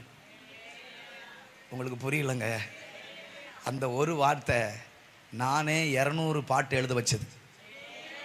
ஆண்டவருடைய சமூகத்தில் நானே உட்கார்ந்து 200 பாடல்களை எழுத தெய்வம் எனக்கு கிருபை கொடுத்தார். அல்லேலூயா. இதை ஏன் சொல்கிறேன்னு தெரியுமா? பெரிய புத்திசாலியோ குடும்ப பின்னணியை உள்ளவனோ பரம்பரை கிறிஸ்தவனோ அல்ல. இன்னே ஒன்று தான் சொல்கிறேன், அவருடைய அன்பு பெருசு. எங்கள் அம்மா அப்பா என்னை விரட்டும் போதெல்லாம் மலைக்கு ஓடிடுவேன், பைபிளை கட்டி பிடிச்சி தூங்குவேன். இத்தனையோ நாட்கள் உங்களுக்கு தெரியுமா, கோவில்பட்டியில் இருக்கும்போது 2018-19 அந்த அந்த நாட்களில் எனக்கு பைக்கு கிடையாது. அப்போ ஏதாவது ஒரு சின்ன சின்ன ஊழியம் யாராச்சும் அண்ணன் தம்பி என் கூட வாங்கன்னு சொன்னால் நான் ஓடிடுவேன். அப்படி போகும்போது பைபாஸ் ரோட்டில் நிற்பேன், பஸ்ஸு நிற்கவே நிற்காது, அழுவேன். ஏசப்பா பஸ்ஸு நிற்க மாட்டேங்குது, டயத்துக்கு போக முடியல, அழுவேன். என் கண்ணீர் அப்படியே ரோட்டில் விழும். கவனிங்க, அப்படி இருந்த நாட்களில் ஒரு முறை நான் கைத்தாறு பக்கத்தில் ஒரு சபைக்கு போகிறேன். போயிட்டு என் கையில் அன்னைக்கு எனக்கு 2260 ரூபா இருக்கேன்ட்டேன். அப்போது நான் அந்த சபையில் ஆராதனை நடந்துகிட்டே இருக்குது. ஆண்டவர் ஆரம்ப ஜபத்திலே சொல்கிறாரு, உன் கையில் இருக்க 2000 ரூபா எடுத்து அந்த போதகர்கிட்ட கொடுன்ட்டு. உடனே நான் சொல்கிறேன், ஆவியான்கிட்ட சொல்கிறேன், என் மனசில் யோசிச்சுட்டே சொல்கிறேன், தேதி 10 ஆயிடுச்சு, 6ஆம் தேதியே வாடகை கொடுக்கணும், மாத வாடகை 2000 ரூபா, 6ஆம் தேதி கொடுக்கணும், 10 ஆயிடுச்சு, இப்போ தான் வச்சுருக்கேன், நான் வாடகை கொடுக்கணும்னு சொல்லிட்டு ஆண்டவர்கிட்ட உள்ளத்தில் போராடிட்டே இருக்கிறேன். அப்போ ஆவியான மறுபடியும் உணர்த்திட்டே இருக்கார், குடுன்னு உணர்த்திட்டே இருக்கிறார். கடைசியில் என்னாத்துமா கத்தரை ஸ்தோத்திரி போட்டேனே, அந்த போதகர் ஐயா அந்த சர்ச்சில் மேலே வந்து கல் போயிச்சாங்க, அங்கே போய் நின்று பார்த்துட்டு இருந்தார். அவங்ககிட்ட நேராக ஓடி போய் எதுவுமே யோசிக்கல, அந்த 2000 ரூபா எடுத்து அவர் கையில் கொடுத்துட்டு நேராக கைத்தாருக்கு வர்றேன். வந்த உடனே அங்கே ஒரு அக்கா இருக்கிறாங்க. அந்த அக்கா ரொம்ப கஷ்டப்பட்டவங்க. என்னை வந்து என் தங்கச்சிக்கு பிறகு கிறிஸ்துக்குள்ளே கொஞ்சம் நடத்தினவங்க, அவங்க தான் சர்ச்சுக்கு முதல்ல கூட்டு போனாங்க, அந்த சொல்லி அனுப்புனாங்க. அவங்க ரொம்ப கஷ்டமாக இருக்கிறதுனால அவங்ககிட்ட பார்த்தேன், 200 எடுத்து கையில் கொடுத்துட்டேன். இப்போ என்கிட்ட வெறும் 60 ரூபா தான் இருக்குது. நேராக வந்தேன், பஸ் ஸ்டாப்பில் வந்தேன், ஒரு டீயும் வடையும் சாப்பிட்டேன்.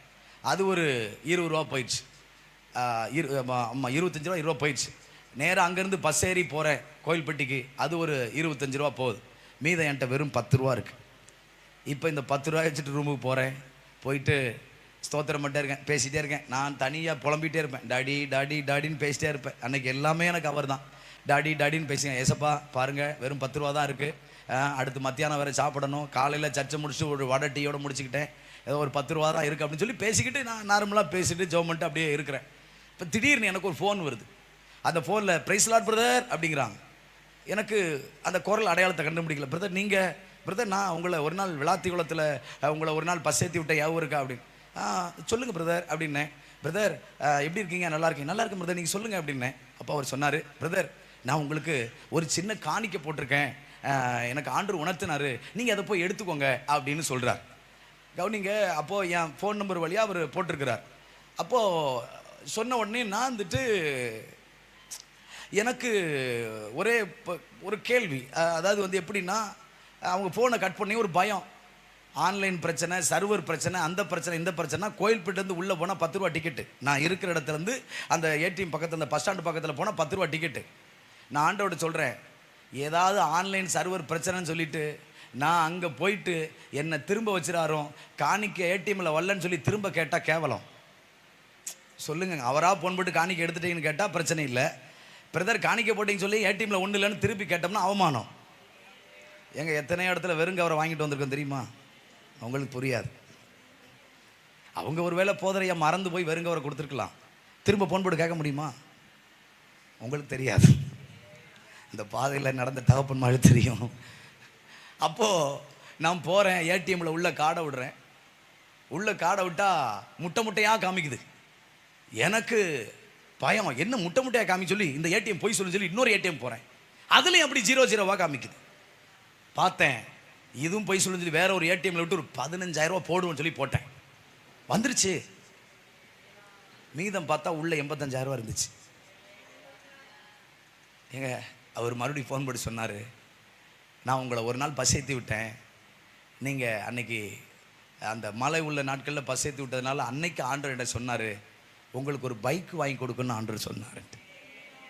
நான் அன்னைக்கு பைபாஸில் அழுத கண்ணீரை எங்கள் அம்மா அப்பாவோ நான் சுற்றி இருக்கிற நண்பர்கள் யாருமே பார்க்கல. ஆனால் அன்னைக்கு என் கண்ணீர் தரையில் விழுந்தது நினச்சேன், அவருடைய சமூகத்தில் விழுந்தது என்பதை கர்த்தர் எனக்கு வெளிப்படுத்தி எனக்கு ஒரு நல்ல பைக் வாங்க கர்த்தர் உதவி செய்தார். உங்களுக்கு தெரியுமா, ஆண்டோடைய இரக்கத்தில் சொல்லுவேன், எங்கள் அம்மா அப்பா விட்டு 2016 வருஷத்தில் நான் அங்கேருந்து வந்தேன். இன்னைக்கு வரைக்கும் எனக்கு ஒரு 10 ரூபா கொடுங்கன்னு எங்கள் அம்மா அப்பாட்ட கேட்டதே இல்லை. இன்னைக்கு வரைக்கும் அவர்களையும் போஷிக்கத்தக்க தெய்வம் என்னை பலப்படுத்தி இருக்கிறார். என் உச்சந்தலேருந்து உள்ளங்கால் வரைக்கும், என்னுடைய உடையாக இருக்கட்டும், என்னுடைய உணவாக இருக்கட்டும், என்னுடைய வாழ்க்கையோட ஒவ்வொரு பகுதியாக இருக்கட்டும், எல்லாவற்றையும் ஒவ்வொரு முறையும் எந்த குறைவில்லாமல் இன்றைக்கு வரைக்கும் என்னை தாங்கி வருகிறார். ஹல்லேலூயா, ஹல்லேலூயா. ஒன்னே ஒன்று சொல்கிறேன், ஒரு முறைலாம் என்கிட்ட வெறும் 12 ரூபா இருந்துச்சு. அன்னைக்கு பகலில் என் கூட இருக்கிற அந்த ஊழியம் செய்கிற சகோதரர்கள், ஒரு இன்ஜினியர் எல்லோரும் வந்தாங்க. ஆனால் அன்னைக்கு பகல்லலாம் பாஸ்டிங் இருந்துட்டு நைட்டு பசி எடுத்துருச்சு. அந்த பாஸ்டிங் முடிக்கிற டைம் வச்சுக்கோங்களேன். இப்போ 12 ரூபா தான் இருக்குது. என் ரூம் பக்கத்தில் ஒரு கடை இருக்குது. அவர் நைட்டு 11 கால் தான் கடையை பூட்டுவார். நேராக இறங்கி வர்றேன், அவர் எல்லாத்தையும் அந்த ஜாரெல்லாம் எடுத்து வச்சுட்ருக்காரு. 12 ரூபாய்க்கு 2 பச்சைப்பழம் வாங்கினேன். 2 பச்சைப்பழத்தை வாங்கி ஒரு பச்சைப்பழத்தை உரித்து சாப்பிட்றேன். ஒரு பச்சைப்பழம் 6 ரூபா. 2 பழம் வாங்குறேன். அதில் ஒரு பழத்தை பிடிச்சி சாப்பிட்டுட்டு பேசுகிறேன் ஏசப்பாட்ட, டாடி பாருங்கள் 12 ரூபாவில் 6 ரூபா காலி ஆயிடுச்சு, இன்னொரு பழமும் காலியாக போகுதுன்னு உரிச்சு வச்சுட்ருக்கிறேன். அப்போ இல்லை அந்த இந்த மாதிரி தான் ஒரு பாலம். அந்த பாலத்தில் அடியில் ஒருத்தர் திடீர்னு ஒரு வெள்ளைச்சட்டை போட்டு ஒருத்தர் வர்றார். வந்துட்டு பிரைஸ் லார்ட் பிரதர் அப்படிங்கிறார். என்ன பிரைஸ் லார்ட் பிரதர் அப்படிங்கிறாரு அப்படின்னு சொல்லிட்டு நேராக போய் பக்கத்தில் பார்த்தா ஒரு கொஞ்ச நாளைக்கு முன்னாடி அறிமுகமான ஒரு போதகர். என்னதான் அந்த தமிழ்நாட்டுக்காரங்களுடைய பண்பாடு, சாப்பிட்டுட்டு திருப்பி கொடுக்காம தான் நல்லா இருக்காது இல்லையா? ஒரு வார்த்தை மனசுக்குள்ளே யோசிச்சு சொல்கிறேன், ஏசப்பா இவர் கேட்கக்கூடாது, ஆனால் நான் சொல்ல போகிறேன், பழம் சாப்பிட்றீங்களா பாஸ்டர் அப்படின்னு சொல்லிட்டு மனசில் கேட்கக்கூடாதுன்னு நினச்சிட்டே சொல்கிறேன். ஏன்னா வாங்கி கொடுக்க காசு இல்லை இல்லையா? அப்போது அவரும் பிரதர் வேண்டாம் அதெல்லாம் வேண்டாம் அப்படின்ட்டார். அப்பாடா அப்படின்னு நினச்சிட்டு இருந்துக்கவன் என்ன யோசிச்சான்னு தெரில. நைட்டு 11 மணிக்கு மேலே டக்குன்னு பையிலேருந்து 500 ரூபா எடுத்தார், பையில் வச்சுட்டு போயிட்டே இருந்தார். உங்களுக்கு தெரியுமாங்க, என் கூட அன்னைக்கு பகலில் எத்தனை பேர் வந்தாங்க, யார்கிட்டையுமே என் நிலைமையை சொல்லலை. சில நேரங்கள் ஆண்டவர் அப்படித்தான், அதாவது கத்தி எடுத்து ஓங்கி ஈசாக்க ஓங்கி குத்த வர நேரத்தில் தான் கர்த்தர் சொல்லுவார், கையை போடாத, இப்பொழுது எனக்கு நீ பயந்திருக்கிறோன்னு அறிந்திருக்கிறேன். இவருக்கு தெரியாது என்னங்க இருக்குது, இவருக்கு தெரியாது எதுவுமே கிடையாது. ஆனால் சில நேரங்களில் அந்த எல்லை வரைக்கும் கொண்டு போய் நம்மளை சோதிப்பார். யார்கிட்டையும் கேட்கல. நைட்டு 11 மணிக்கு மேலே எனக்கு அடுத்த நாள் நான் நகர்ந்து போகிறதுக்கான சூழ்நிலையை கர்த்தர் சந்தித்தார். இன்னைக்கு வரைக்கும் எங்கேயும் வாய் திறந்து கேட்காத அளவுக்கு தெய்வம் என்னை நடத்தி கொண்டிருக்கிறார். இதை ஏன் உங்களுக்கு சொல்கிறேன்னா, நான் ஆண்டோடைய இரக்கத்தை சொல்லுகிறேன். எப்போவுமே ஒன்று புரிஞ்சு கொள்ளுங்க, தெய்வ கிருபையில் சொல்கிறேன், நம்மளை தெய்வம் ஆரம்பத்தில் அவர் நம்மளை வந்து தொடுறார். அந்த தொட்ட பிறகு நாம் தான் அவரை நெருங்கி போக வேண்டும். அல்லேலூயா. ஒவ்வொரு முறையும் தெய்வம் என்னை போதித்து, அழகாக காலையில் ஒரு பாஸ்டர் அவர் பாட்டு படித்தாங்க, நான் உனக்கு போதித்து நீ அடக்க வேண்டியவளை காட்டுவேன். ஒவ்வொரு நாளும் போதிச்சார். நல்ல ஆலோசகராக இருந்தார். நல்ல ஆவியானவர் என்னை உணர்த்தினார், செம்மையான வழியில் நடத்தினார். இன்றைக்கு வரைக்கும் அவருடைய கிருபை என்னை காத்து வருகிறது. இது எல்லாம் அவருடைய அனாதி தயவு. அல்லேலூயா. ஒரு உயிருள்ள தெய்வம்னா அது இயேசு மாத்திரமே. எந்த சூழ்நிலையிலையும் எப்பேற்பட்ட மனுஷனையும் பிரகாசிக்கிற மெய்யான ஒளி அது இயேசு மாத்திரமே. இன்றைக்கு நான் தாழ்மையாக சொல்கிறேன், இந்த மார்த்தாண்டத்தில் என்னை போல எத்தனையோ மகேந்திரங்கள் உண்டு. என்னை போல குடிச்சிட்டு தவறான பாதையில், இச்சையான பாதையில் விழுந்து கிடக்கிற மகேந்திரன் உண்டு.